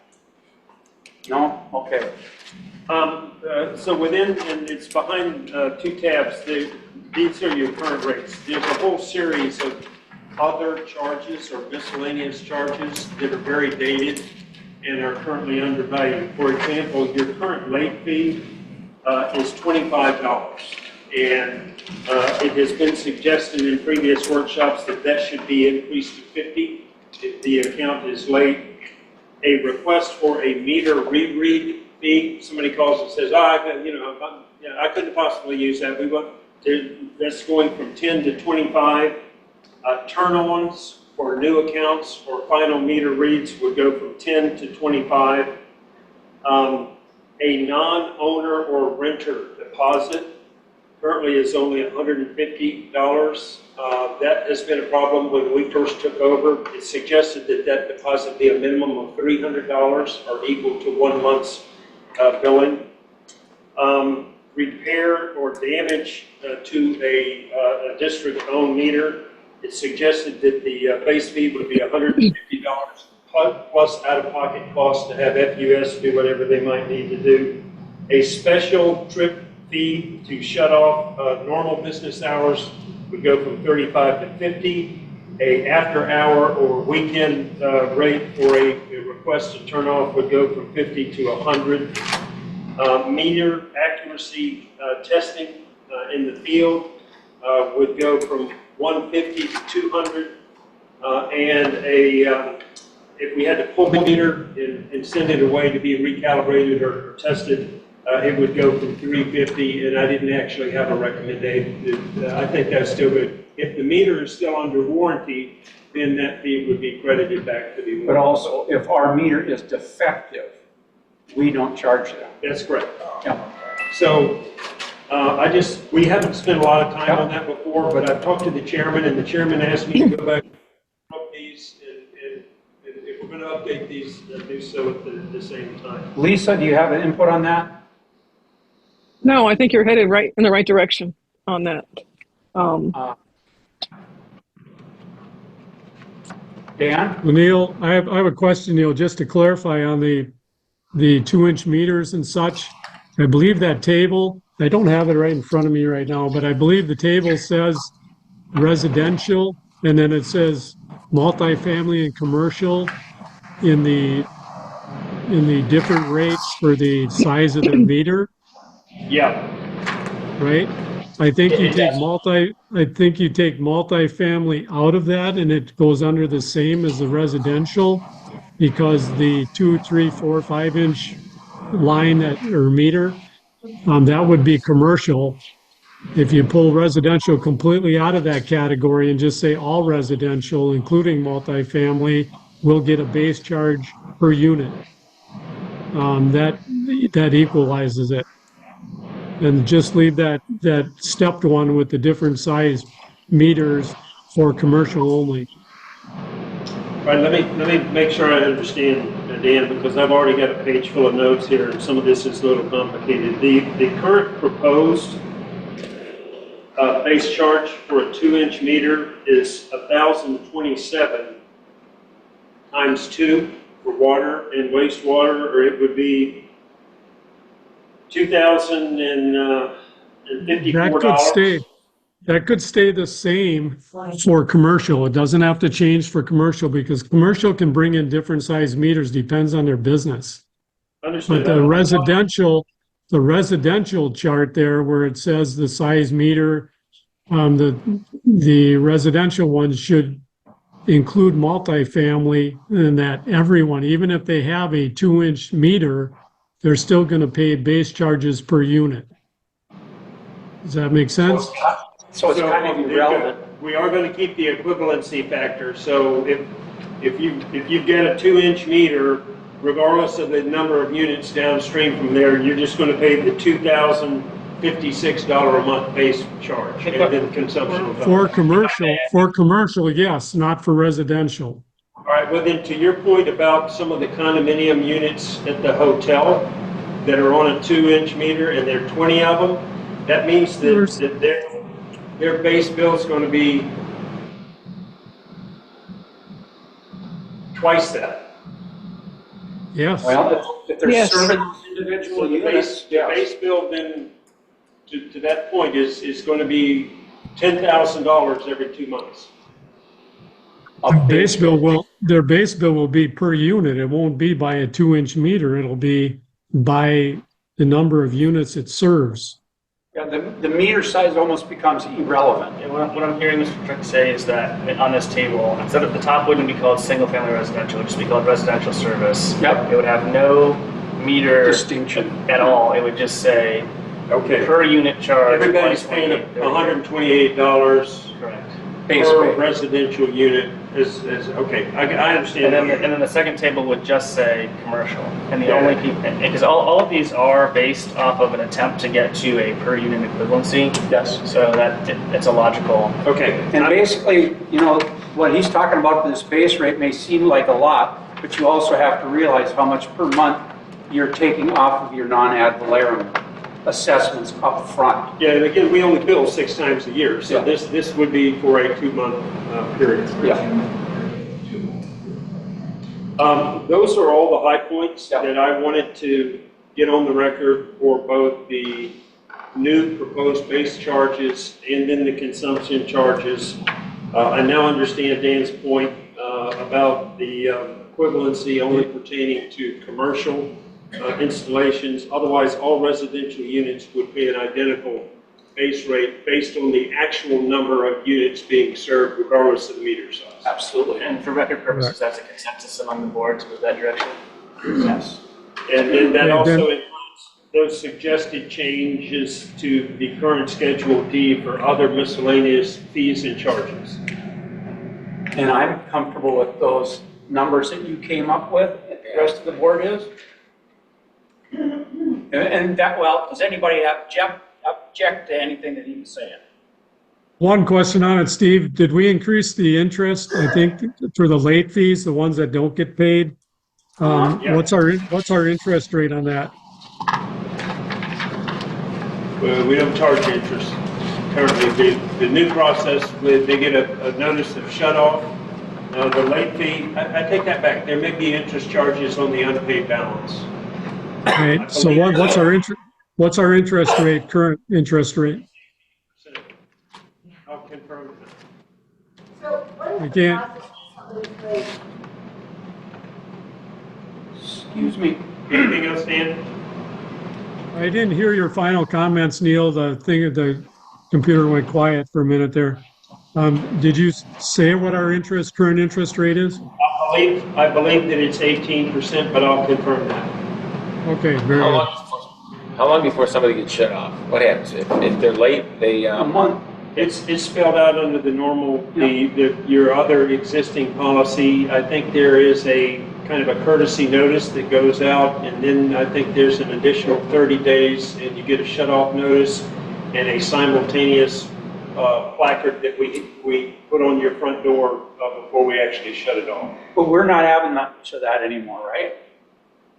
Or are we? Oh, well, no, That, you don't pay your bill, sooner or later, I'm gonna shut the water. I mean, are we still having problems with, No, oh, yeah, that's what I thought. that's right, your receivables, last time I reported them, were down like $10. Yeah, so we're not gonna see much of this money because we're not really having much for violations on it. People are paying their bills. Thank you. And I think the new deposit on the renters is gonna keep him honest too. I Because agree. they're not gonna blow out of here on a Friday night and leave us with a final bill that's, $250 or something. But also, the owner of that establishment is ultimately responsible for that water bill. And that's part of the rule amendment. Correct. Yep. Going forward. The current Neil- rule, that's not. Neil, did we ever change any of that about the rules about before a meter service, the name can be changed on a meter service, they'd have to be current? We talked about it. This is in the, one moment. Yeah, hang on, Zach's looking.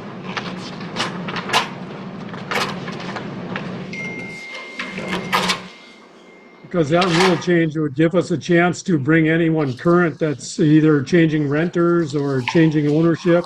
They'd have to be current or the water stays shut off. I presume So we would this apply is- that deposit first where applicable, and then if there was a balance, they'd need to make us whole. So the rules, that's correct, under the proposed rule change. So the rules are in your agenda, this is on page 11 of the rules, 4.15. We added language to require that in a change of occupancy or transfer of services, that the required deposits and outstanding service charges have to be paid before the initiation of new So service. So we're covered. It has been incorporated Good. into the new rule. Okay, moving on. Moving on, Very I'm good. down to item 7 today. 7A is just a note that I'm sorry. My name is Leo. I have a quick question about these water rates. Are you, I have a condo there. It's only 300 square feet. Am I going to get charged the same as a residential one that has maybe 2 or 3 bathrooms, a pool, and watering their grass? And again, I only have a 300 square feet. Am I getting raised in my water rates to have only a 300 square feet? I mean, how will you take take that into notice? Yeah, the condos, the current ERC for condos is 0.8, Yes. I think. Those small units are 0.4? No. Those little ones? Yeah. I think a condo is a condo here, as it sits. I would need to check further and see whether there is a different rate for a hotel condo unit versus otherwise a multifamily unit. I don't believe there Right, is. because it's 300 square feet as a condo unit, basically. That's basically what we have. Going forward, everyone here is going to pay the same base rate in lieu of paying that rate on your tax bill. And then you would benefit if you only have one bathroom and sink and whatnot, then Right. your consumption is going to make up for whatever that 3 bathroom home might have. Okay, let's move on. We'll Okay. do more talking during the comment section. Thank you. Okay, thank you. Item 7A was continued for 1 month. Your budget adoption hearing, as I alluded to earlier, will be August the 15th. Can we get a motion to continue that, just so it's on the record? Yeah, can we just have a motion to recognize the continuance until August the 15th? I make that motion. I'll second it. All in favor? Aye. Item B was an add-on item at my request today, and this pertains to a ERC transfer adjustment. And we provided copies of a memo to the file that I had prepared by my staff to memorialize what occurred here. In addition, we received some information from Mr. McNamee that verifies the original transfer. This pertains to the southeast commercial parcel that he owns and for which a former board authorized an ERC transfer that occurred at the end of the year in 2021. The issue that we had was while he received the associated reduction in ERCs. Transfer. On his bill as a result of the transfer.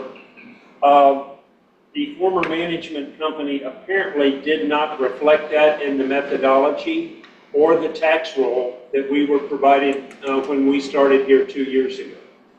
As a result of that, we misapplied the ERCs on that parcel at the original number of 10, when in fact it should have been 2.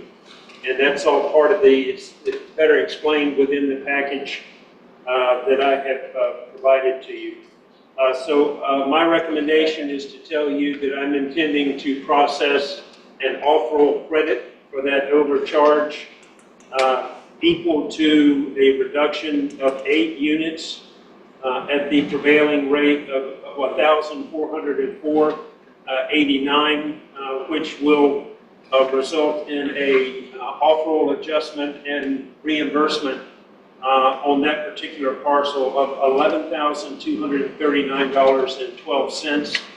And I'm suggesting that it also include the original discount that he would have been entitled to given the historical payment of the taxes for that parcel in November.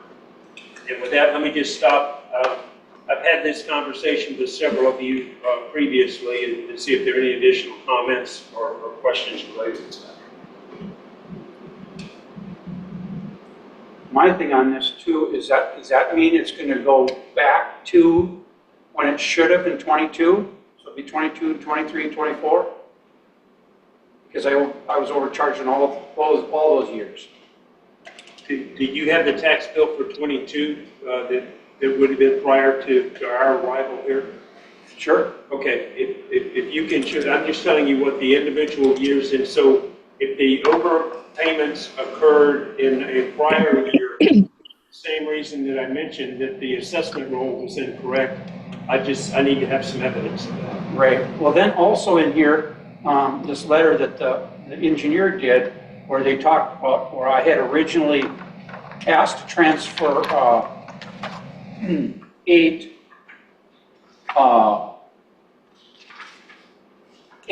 utilities as well as 6 O&Ms, and they switched that to 4 O&Ms, so I would end up with 2 O&Ms and 2 utilities, just like everybody else in here.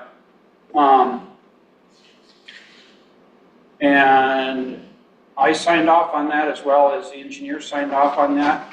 Now, I think you're pretty well aware of what that past board and management, how they were playing that game.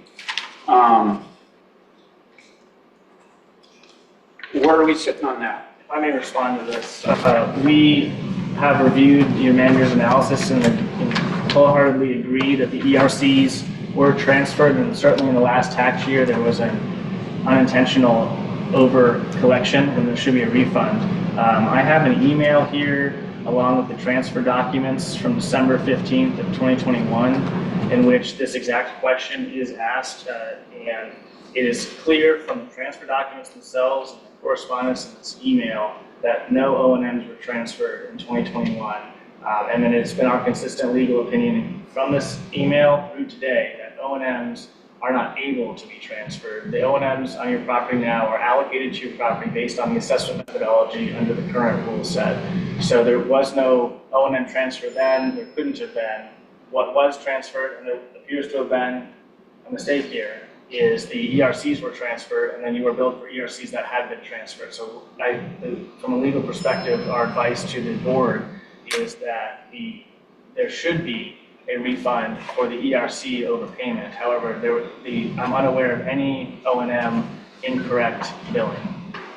Well, and that gets back to the fact of whether or not I should have legally been able to transfer, or the O&Ms should have transferred right along with the ERCs at that time, because it was my contention that there were so many ERCs in here, 1,032, and at no place in records anywhere has O&Ms been separated from ERCs.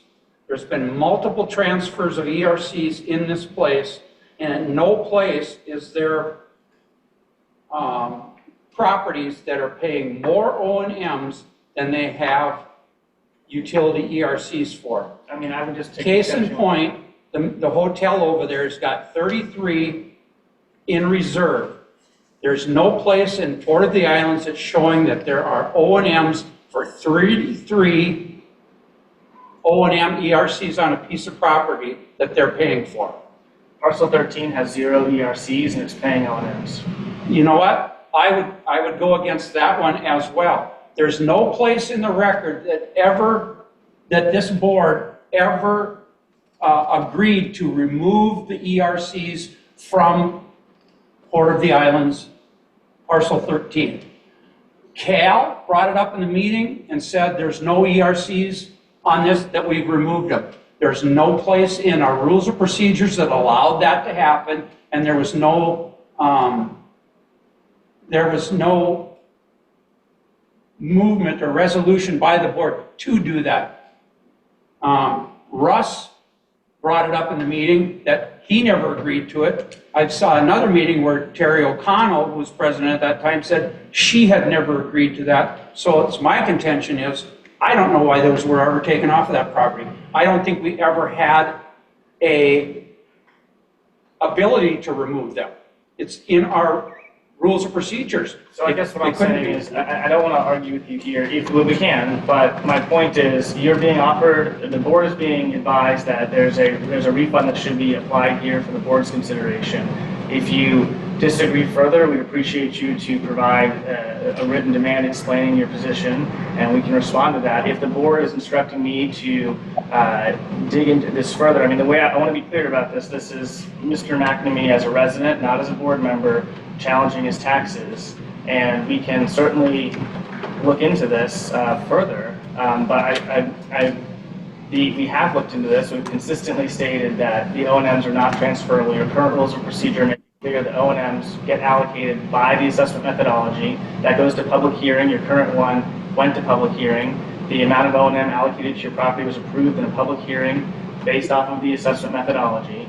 And there is nothing in the rules that references transferring the O&M component of the property. So if the board feels differently, that is our advice. Today's rules or the rules that were in place in 2021 when this happened? No. But it doesn't matter as to the old rules because That's the okay. current I'm not going to rules- argue with you about it. Okay, so, but we're gonna go back a year, and go 22, There's- 23, 24. Where there's no question that for the most recent year, the 24 tax bill that came out in last November, there's no question in my mind that he's not entitled to the credit that I mentioned. With the discount, it's $11,688.56. That's for what time period? 1 year last The current year's bill. That's just one? Yeah, if he has bills for prior years that were also collected in error, I would apply the same logic to those. I just haven't been given those. I'm not going to have any opinion on this because of the conflict, so, Well, no, Move what's on. right is right. You supply, well, I know, but I'm not going to vote to accept this or whatever. I don't think there's any vote needed here, is there? I'd suggest there be a vote to issue a refund. Yeah, if the board is satisfied with my logic for the current year, I would like to move forward and leave the other issues to additional information that Steve might provide for prior years. So want to make a resolution? I make a motion that we accept the year, what, 2024 are we talking about? Do we have a second? All in favor? I second it. Aye. Discussion on it before we vote. Steve, are you satisfied with all your research that you did? Are you satisfied with this year's, 2024's number? No, because it's not, it's still charging me on O&Ms that should have transferred back in 21. Okay, but we're gonna review that. Yeah. We're gonna review that. That's a separate issue and it needs to be addressed. We have properties here that don't even have O&Ms. It's, No. you Oh, that's a whole I nother. agree. past precedent, they did what they wanted to do. And Yep. apparently that's what they did. That's what the old board did to Steve. We're not, somebody needs to say it. It wasn't fair. They knew it wasn't fair. They did it. Okay, It needs final to be vote. addressed. Dan? Yeah, let's call the question just as it pertains to the issue at hand, which was the ERC overcharges I alluded to for the current year's bill. Dan, did you vote? I did not. In favor? Okay. And I believe that passes unanimously, 4-0, with Mr. McAfee abstaining. And I will keep the board apprised with Zach's help as we evaluate prior years and a little bit better legal opinion for the board to then evaluate as it pertains to the O&Ms. Is that fair? With that, then, Mr. Chairman, thanks for your indulgence today. The next item that I have are financials. These are as a result of the end of May.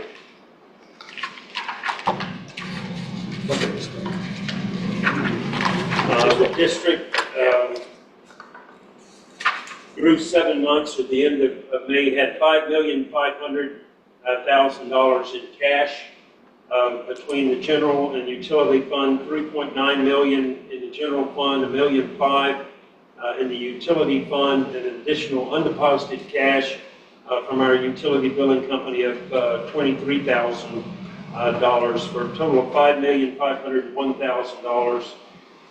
Additional fixed assets, net of depreciation for your utility and various infrastructure, $7,841,000. Total assets on hand at the end of May, $13,343,000. There were $67,000 outstanding in payables that are depicted on the liability portion of the balance sheet. On the next page, a couple of things I just want to bring to the board's attention. Interest income continues to track very favorably this year with respect to the forecast. Almost $14,000 in interest earnings during the month of May, really pretty strong. Additionally, there were $92,000 in non-ad valorem assessments that came in May, which at that point meant they were delinquent, and so they came with fees and penalties, and probably as a result of the tax certificate sale and the public auction conducted by the tax collector.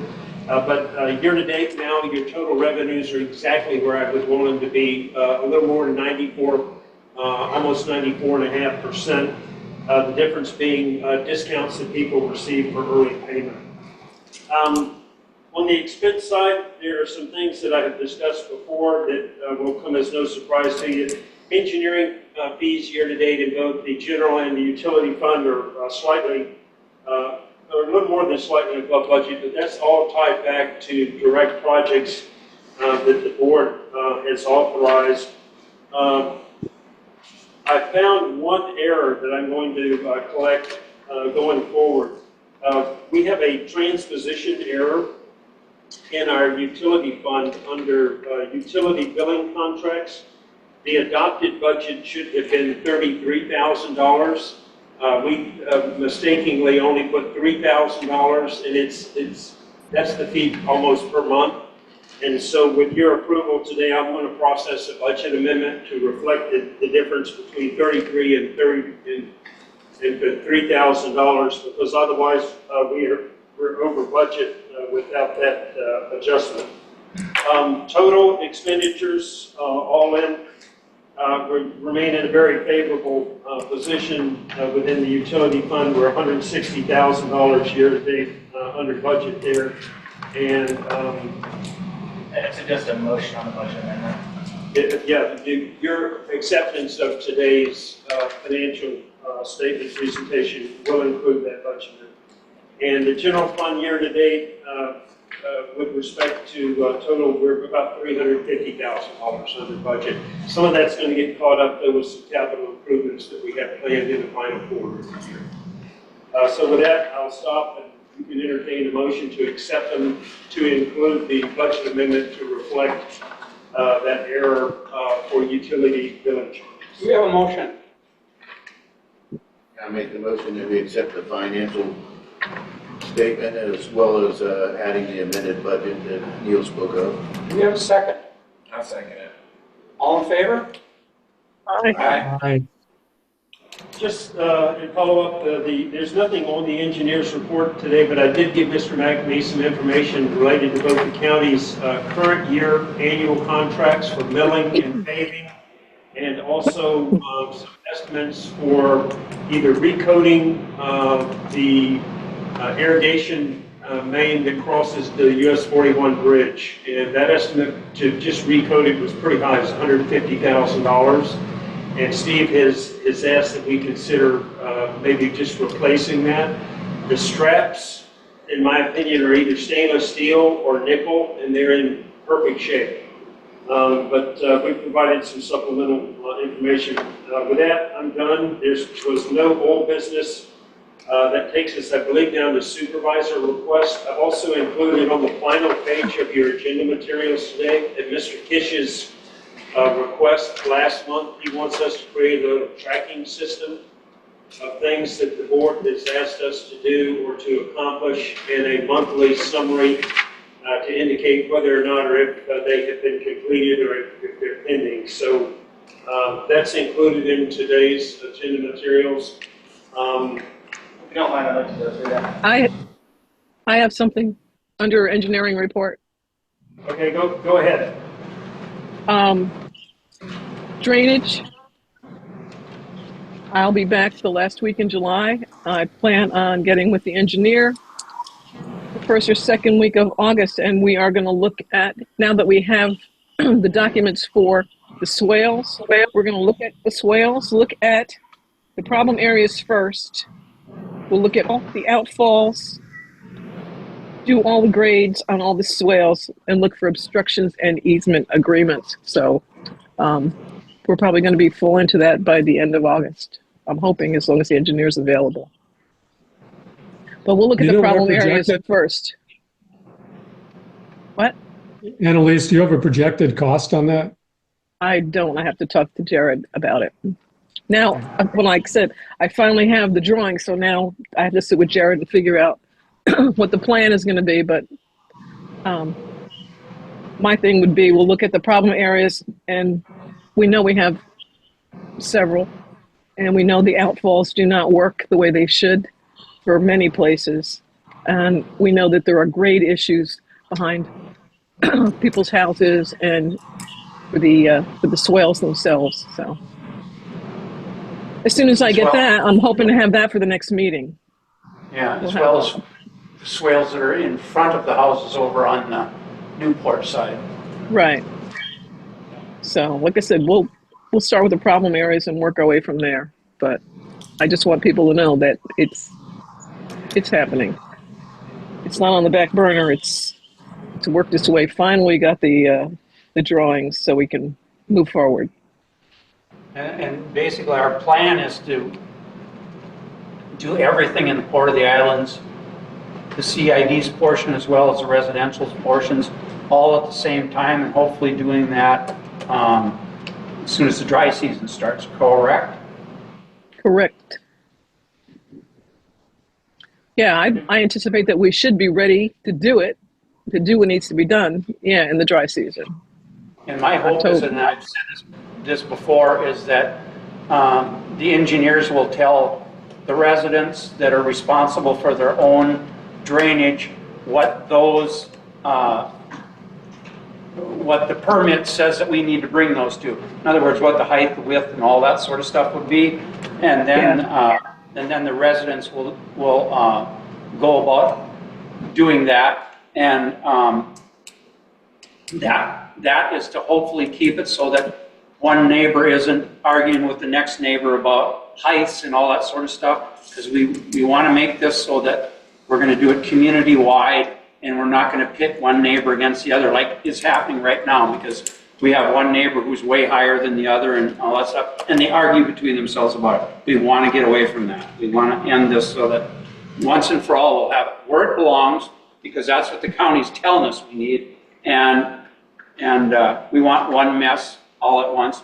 3 months afterwards, you'll never know what happened. Right. Unfortunately, There are state, federal, and county guidelines on this, and that's where we're going to be. now I went and met with Cynthia over on Newport. She's the president of their Masters Association, and we went through the whole works. The only thing that I see is going to be a problem is probably going to be more like some of these places have got little tiny culverts in them. They're way high, way low, and they're underneath of people's driveways. And unfortunately, I don't know what we're going to be able to do other than have them take those driveways up and put a correct pipe underneath of it at the correct levels. You know, some people it's going to cost a bunch of money and some it won't, but unfortunately that's the nature of the beast we're dealing with. I don't think it'll be as expensive as you think. They have little sand hogs that do those piping. So, There you go. driveways. So, Okay, anything else? that's all for me. On the action items list, it's on the Couple last page. things. Yeah, go ahead. One, I'd like to make a motion, or I don't know if it takes a motion or not. Maybe Neil can specify that, but we have to allow Kevin or somebody access to the website to post emergencies and things like that, like this water leak that we had. By the time we get to Neil and he gets to his guy that can do the website, and I would think that we could train someone. It can't be that difficult to be able to put a notice up on the website right away when we have a situation like we did with the water leak. So I don't know if that takes a motion to get that done, or if we can just talk to Neil. Neil, is that something we just talked to you about, and Kevin can get access to the website or something? You know, it's on a separate server, and I'm not a tech guy, but I can explore that. I can tell you when I have needed a favor from them in the past, Dan, it has been done in hours.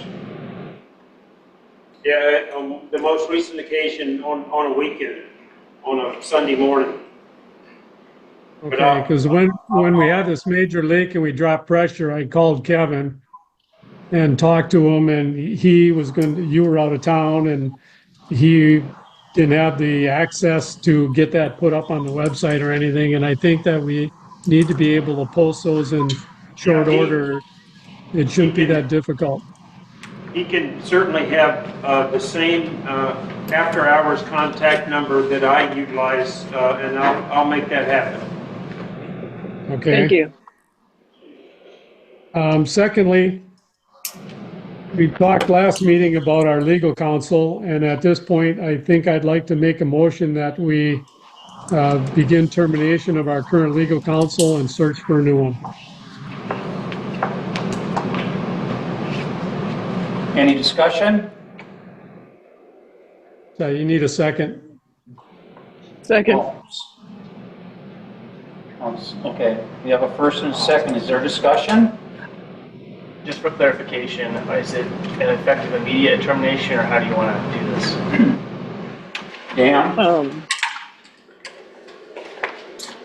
I don't know if there's anything that we have to take care of before we change it out, or if you want to do immediate.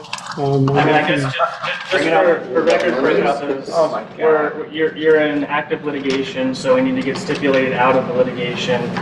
You are, because you're an entity, you must be represented in all legal proceedings. So I have a copy of our engagement letter with us here.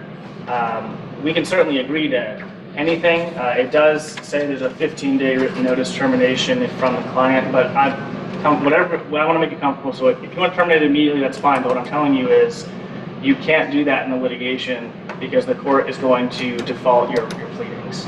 So it would put you at substantial prejudice in litigation. My recommendation would be that you would go out, do a bid to have people propose to be your counsel, so that way you have someone in line. I think it is our professional obligation to ensure that you're covered until you're replaced. And so we take direction from you. So we're not going to fight anything about this. All I'm going to say is I think it is in your best interest to not have no attorney for a period of time. Say it. Neil, We're just trying Neil, to do you figure have, it out when you bring this up. I don't understand it. We got so much crap going on right now. I'm no, all right? I mean, we gotta get this other stuff cleared up. There's so much in the wind, it's just unbelievable. I don't have a problem with what they're doing, okay? We got a task list going, hopefully they're gonna follow the task list, everybody's gonna follow the task list, and we'll get the stuff done in order like we're supposed to, instead of just kind of letting it kick the can down the road. I mean, I got a list of stuff, we could be here another 2 hours on the stuff I wanna talk about, but I'm not bringing it up, because it's just gonna go all day, so. Russ, No. I believe the first time I asked for a second opinion on the Lindsay case loss or contract was in March. On the what? Oh, I Lindsay? asked for second opinion on the Lindsay case contract in March. All right, the letter went out to the attorney this past week. No, that's, And we won't have another second opinion for till next month sometime because the attorney doesn't have time to do it. I am tired of things not getting done. We have to have that stuff to be able to do our job on this board. And I'm just tired of asking and not getting it done. I thought that was that Salvatore Law Office was getting in on that, right? Yeah, It This is. is the, They can't do it for a while. Mr. Salvatore said that he could. Well, it's just, I'm with Dan. I ask and ask and ask, and I get kicked down the road for but months that's what on we end. tried to discuss that. So the list changes that. Well, I don't know. You think the list changes that? All right, we'll see. I mean, there's a list in the back of the item. It has status on everything. Everything's marked as complete. I was prepared at the end of this meeting to ask you to tell me what goes on the list now so I can make sure that we get it done for the next meeting. But I don't want to argue with you. Whatever you want to do, all I just want to suggest is that you not have a period where you're unrepresented, is all I'm suggesting. And we're willing to stay on for however long to ensure that. I mean, if you want to look for, put the bids out there for another legal group, go ahead, do it. But we don't do anything until we find somebody. It doesn't make that, it's ludicrous. I agree. The open cases that we have to stay where they are. Like Dan, my issue is we don't get what we need. Yeah, I've been sitting here for 6 years never getting what I need, I'll tell you. This is not new. So that's why I want the meeting accomplishments reviewed at the end of each meeting, so maybe that changes. And it's not any different than you were on committees and in-house. Crap happens everywhere, so it's nothing new. Nothing's perfect. I think that until we've got Scott Preppen's lawsuit put away, I don't think we have a choice. I think we have to stick with the horse we got until that's over. I haven't getting the answers I want, so we'll see. Yeah, I just want to point out that we've been counsel since 2021, since April of 2021. So we haven't been counsel for the entire time period that you're speaking of. But I do need to know for purposes of litigation if I need to let my associate know to stop drafting the settlement agreement and prepare a motion to withdraw from the case.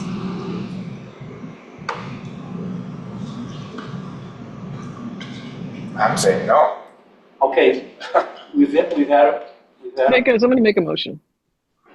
There is a motion. there is a Amend the motion. motion. Now, You can amend it. amend it. Okay, go for it. Somebody waiting for me to talk? Yes.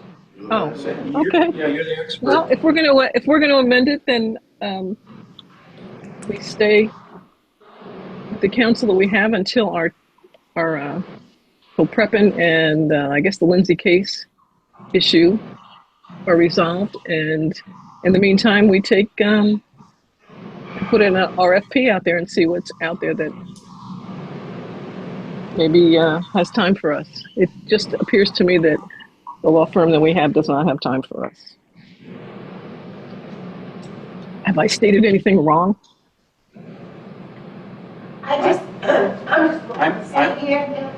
I'm in agreement with you. I mean, I don't have anything That's- against the law firm, but they obviously don't have time for us. Okay. Do we want to make that amendment? I believe Mr. Truckee made the you- motion, so. You have to vote. You have to vote on the amendment first, right? We haven't voted on anything. You've made the motion. I think the simplest thing to do is you can withdraw the motion and make a new motion. There you That go, wasn't Dan. a motion. Okay, I withdraw my motion. Just withdraw it. Just withdraw it. What's your new one? Go ahead, make it, Annalise. New motion. Continue with the current law firm on the cases that we have. In the meantime, we put out an RFP and see what else is out there. Like I said, I believe that they don't have time for us. And we need to see what else is out there that maybe somebody has time for us. That maybe nobody does. I don't know. But it's not working. We need to change. All right, let's, is there a second to that? I'll second it. All in favor? Aye. Aye. No, of the resolution. Oh, you don't want to do it at all? Yeah. Okay, all right, that's good. Lisa, Yes? yay or nay? Yay. Dan? Yes, I say yes. Okay. 4 yeses. Motion carries. What's next? Can we go over the task list? Absolutely. Okay, so this is on the last page of your agenda. This was prepared by, I believe, Kevin after the last meeting of the discussion on the record. There are 7 items listed. They're all marked as complete except for the legal settlement issue with Alligator Boys, which we worked on today. I heard 5 things today that I believe get added to this, and I just want to confirm. So 1 is that for the 8 will be extending the settlement offer in Prep Mac. 9 will be drafting the settlement contract and preparing for the Monday meeting. There was reference earlier in the meeting to the cease and desist regarding the pipes in the system. Did you want to move forward on that or No. Okay. There was reference, a discussion, Mr. Kish, about liveaboards. Did you want us to research? Yeah, but I want you to, I was gonna add that to it. I didn't know if I could add to the task list now. Well, I think that, You know, I mean, it's, Oh, yeah, it's a new meeting. well, no. With the situation that's going on here. the way I understood the motion, tell me if I'm wrong, is that we're just going to keep providing representation until you provide additional counsel. And I think that's our professional obligation to do so, and we will do so. So, Appreciate that. so seeing it's still in the scope of what's going on here, I just, because I don't know anything about marinas. Okay, and I tried looking this stuff up and it's all legalese crap I can't understand. So I wanted you to review rules from Florida and Cali County about liveaboards, about residential addresses, permanent addresses, primary addresses, all that stuff is listed as different. So I want to know the differentiation between all that. So it's basically a memo on a summary of the rules for liveaboards in Clark County. Right, but I want it broken down by addresses too. By addresses. Yeah, because if they're permanent addresses, if they're voters here, you know what I mean? There's primary address, permanent address, and residential address, which are all different. But legally, I don't know what the hell the difference is. Essentially, so the question on the addresses, so I understand it, is it's about establishing residency. Like, are they residents of Port Yeah, could be. I want to know what their status is Okay. based on their listing. And the other thing is that I don't see on here is that we talked about getting an opinion about parcel 13, the contract, where we actually sit on that. The contract is terminated. Huh? Our opinion is the contract is terminated. The ERC agreement is terminated, automatically terminated. That's our opinion. With Lindsay, you're talking. Yes. So then where do we go as far as assessments going now on that property? Well, you already were not assessing the ERCs because it didn't have any allocated to it. The O&Ms are dictated by the assessment methodology, and whenever someone like MI Homes or Realty Case wants to develop, they're going to have to come to you and purchase ERCs in the same way that we're talking about selling ERCs to the marina. So what about the O&Ms in the interim? The O&Ms are assessed by the assessment methodology. They're on the line. According to what methodology? 109 homes? It would have to go, I don't have the assessment Or methodology. every quarter acre, that's the question. There's 2 different parcels there. I think the total is 109. But that's because that's. That was based on how many units they were planning to build there, which is no longer in existence. That's gone, so why isn't it based on every quarter acre? That's the one we adopted last, is that we would go on O&Ms, we would go to 4 per acre. This is why I asked, I don't know whether you got my text, I asked for Russ Weir to be on, but we never have time for it today. So, but next August meeting, we're gonna need to sit down with him, because I have tons of questions about O&Ms on vacant property, on a building like this. I don't understand what the O&Ms are on a clubhouse, and the square footage. You know what I mean? This is what, half an acre, a full acre here? What do they pay? I don't understand it. What O&M is, how's the whole community paying for this location? As far as this task item, then this is, That's big. we want to have Russ Wire, if he's available, attend the August budget hearing. Yes. Is the item just to get him there, or what do we need to do to? Well, I think, can I interject here? Russ has all these questions. Russ, why don't you make up a list of questions and send it to Mr. Ware before the meeting? This way he'll be better prepared for it. For the, this is for the August meeting. I'll contact him. Okay, and What happens if he incurs any cost for that? we have to pay it. Okay. We have an agreement, if we need to update the agreement to reflect whatever his fee schedule is, I'll just handle that. Great. Just copy me on the email, or either send the email to me and copy Russ, and let's see if he's available. I'd rather meet with him if I could. Okay, cool. So the last item I had that we talked about, it was the O&M question. I guess it's the O&M transfer question. So that's on the task list here.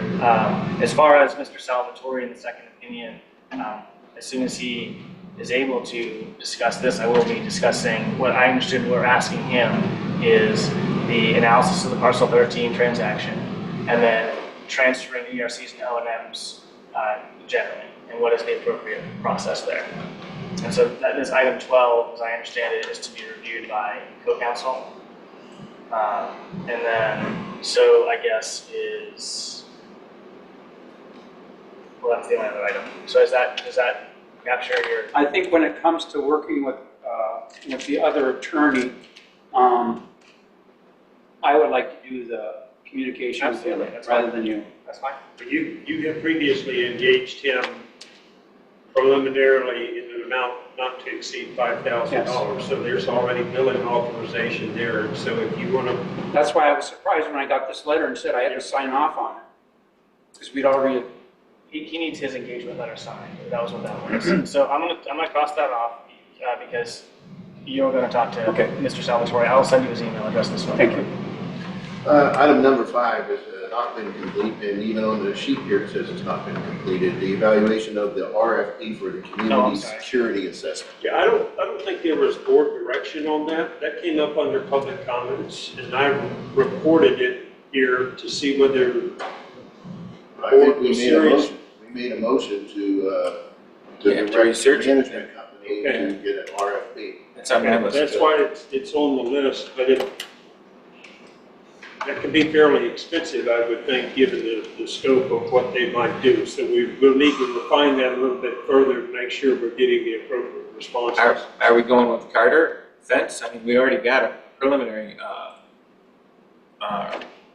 quote from them because they came in here and gave us a rundown. Now, we don't have to use Carter fence, but we've got a basis for that report. And then Well, we haven't even come up with whether or not we're going to put in gates or just well, we need that information. card readers and all that, yeah. So we need somebody that handles, I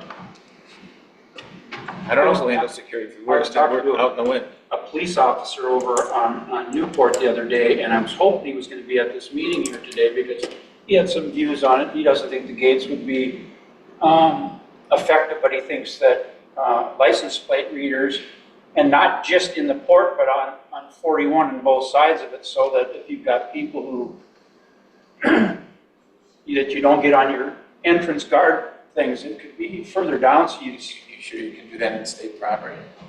I'm just saying, that's why I wanted him here at the meeting, but he didn't show up. Yeah, but there should be some kind of specialist for something like this. Yes. Well, we had a petition that was brought to us with 146 people on it, and here we are again doing nothing about it. Okay, but don't look at him. Well, I perceive that to be that you wanted us to develop an RFP for a consultant, some type of third-party consultant that had done this available through the sheriff's department and their community policing program. But that we were going to engage a consultant to evaluate some alternatives as a result of the recent thefts that occurred. Correct. I know because we coordinated the proposal to install the fences, but I took it to be that we were going to back up and actually look for a consulting firm to come in here and make some recommendations. That's what I understand. That's me too. Okay. So August, or we push that out to September. It's probably too much for August. Yeah, I got a lot to do in August. So. So just for the, I guess, the record on that one, so number 5 is a target date of September. Yes. And then I guess just to look at the 8 through 12, obviously the settlement stuff is all gonna happen by Monday.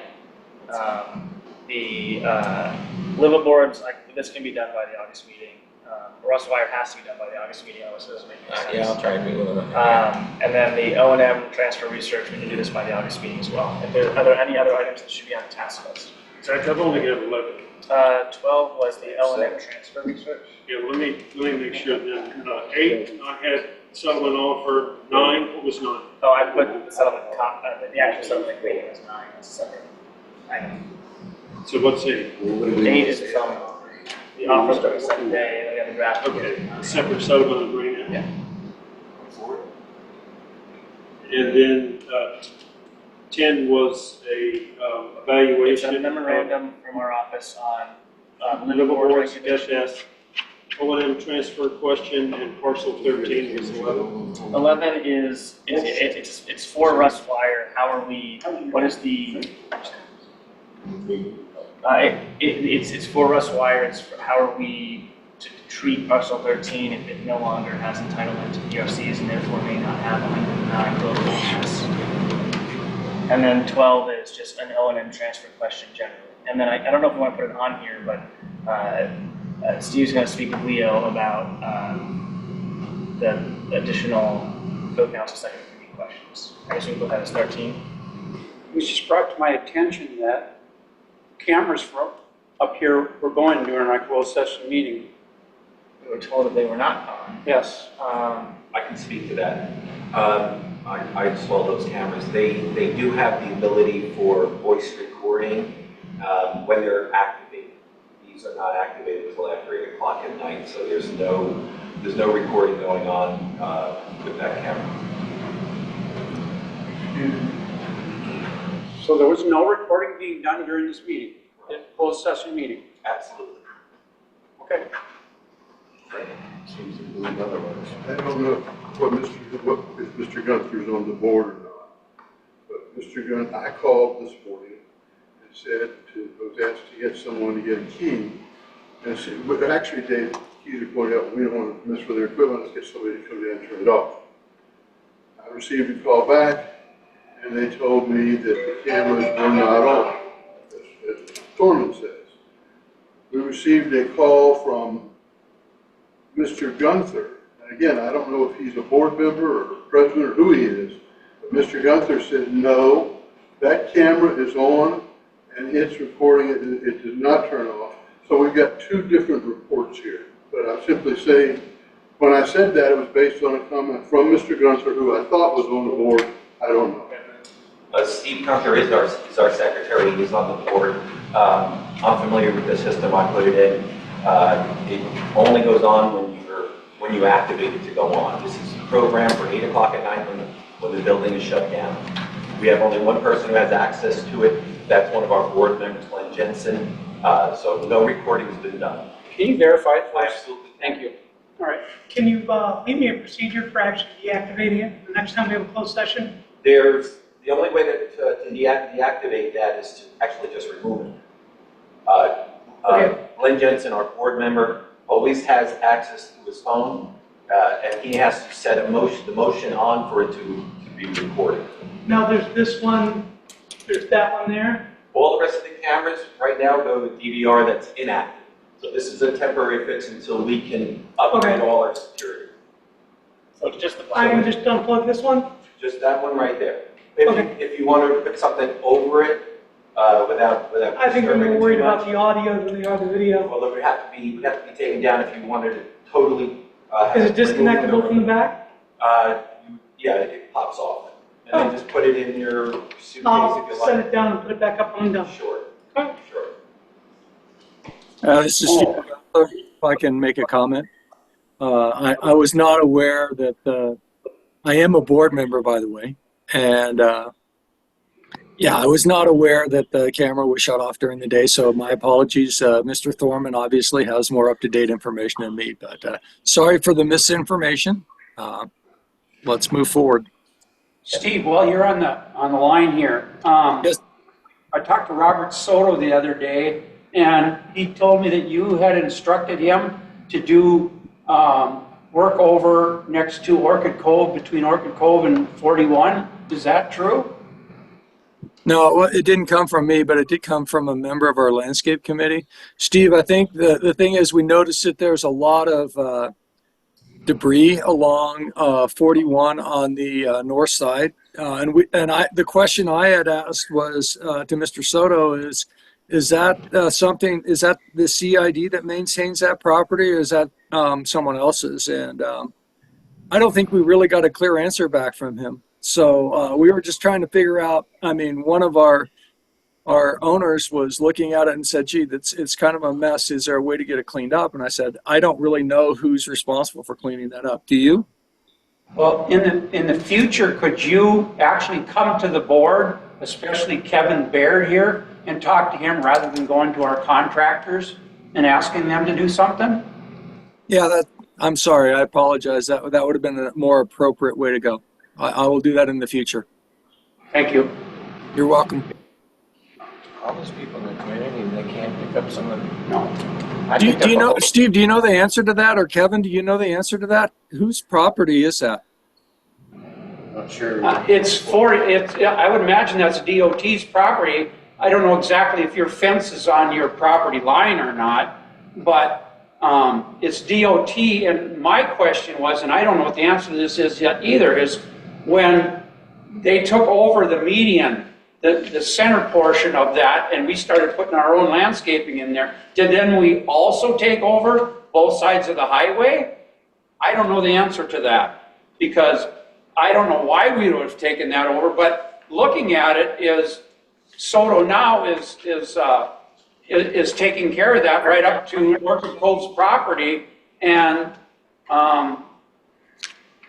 I don't know if we should be paying for that or not. That's a question that has to be answered.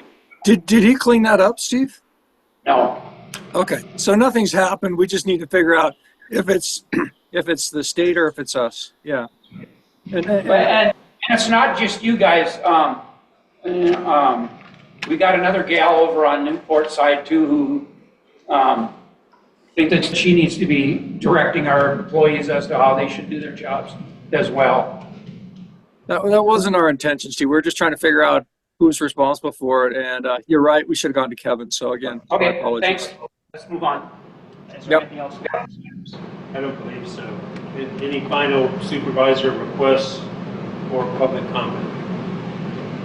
Well, my only comment was, again, with the closed session, with the camera debacle and all that stuff, it just, to me, is another reason to have our own community center or home building to do a meeting place. Comment.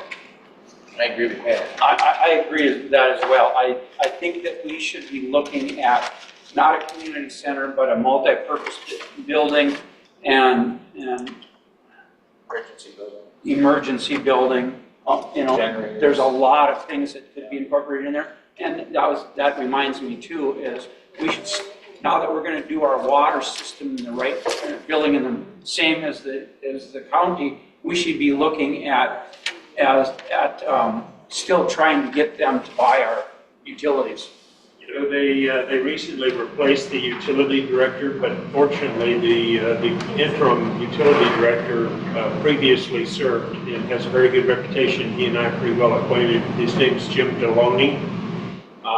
Jim was retired, and they called him back out of retirement, and I have a note to try and get with him sometime this summer to approach that idea with him. Now, yeah, especially now that we've got our system, you know, basically fixed, other than the water line, we should keep pushing for that. Oh, I have one comment on that, and that's all, I'm only basing that on my interaction with the fire department.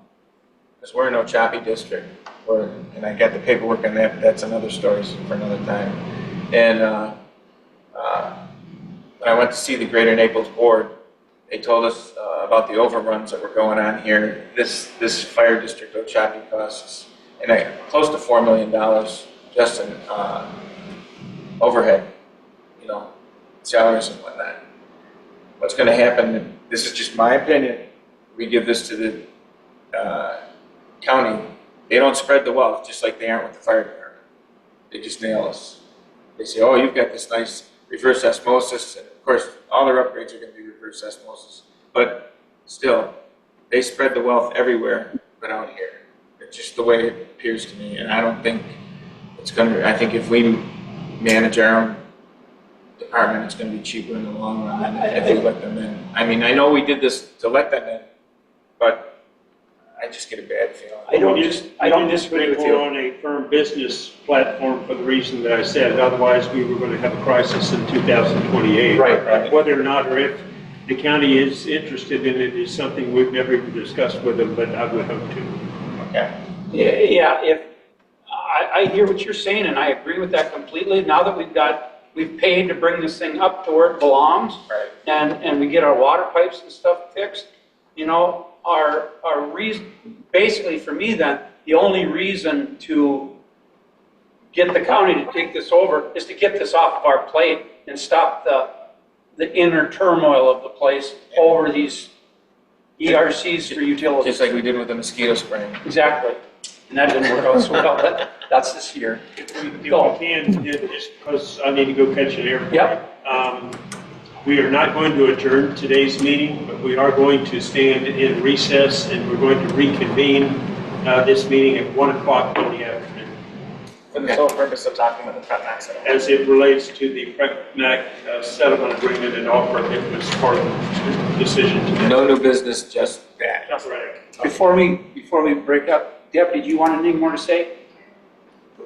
Okay. Yeah, we lost everybody. I apologize for this running so late. I mean, this is the worst we've ever done. That's okay, Cal. I mean, Shut up. Okay, should we stand in recess until? We don't need a motion, just to recess the meeting. Nope. We'll Okay. be back Monday afternoon. Thank All you right. all. This is the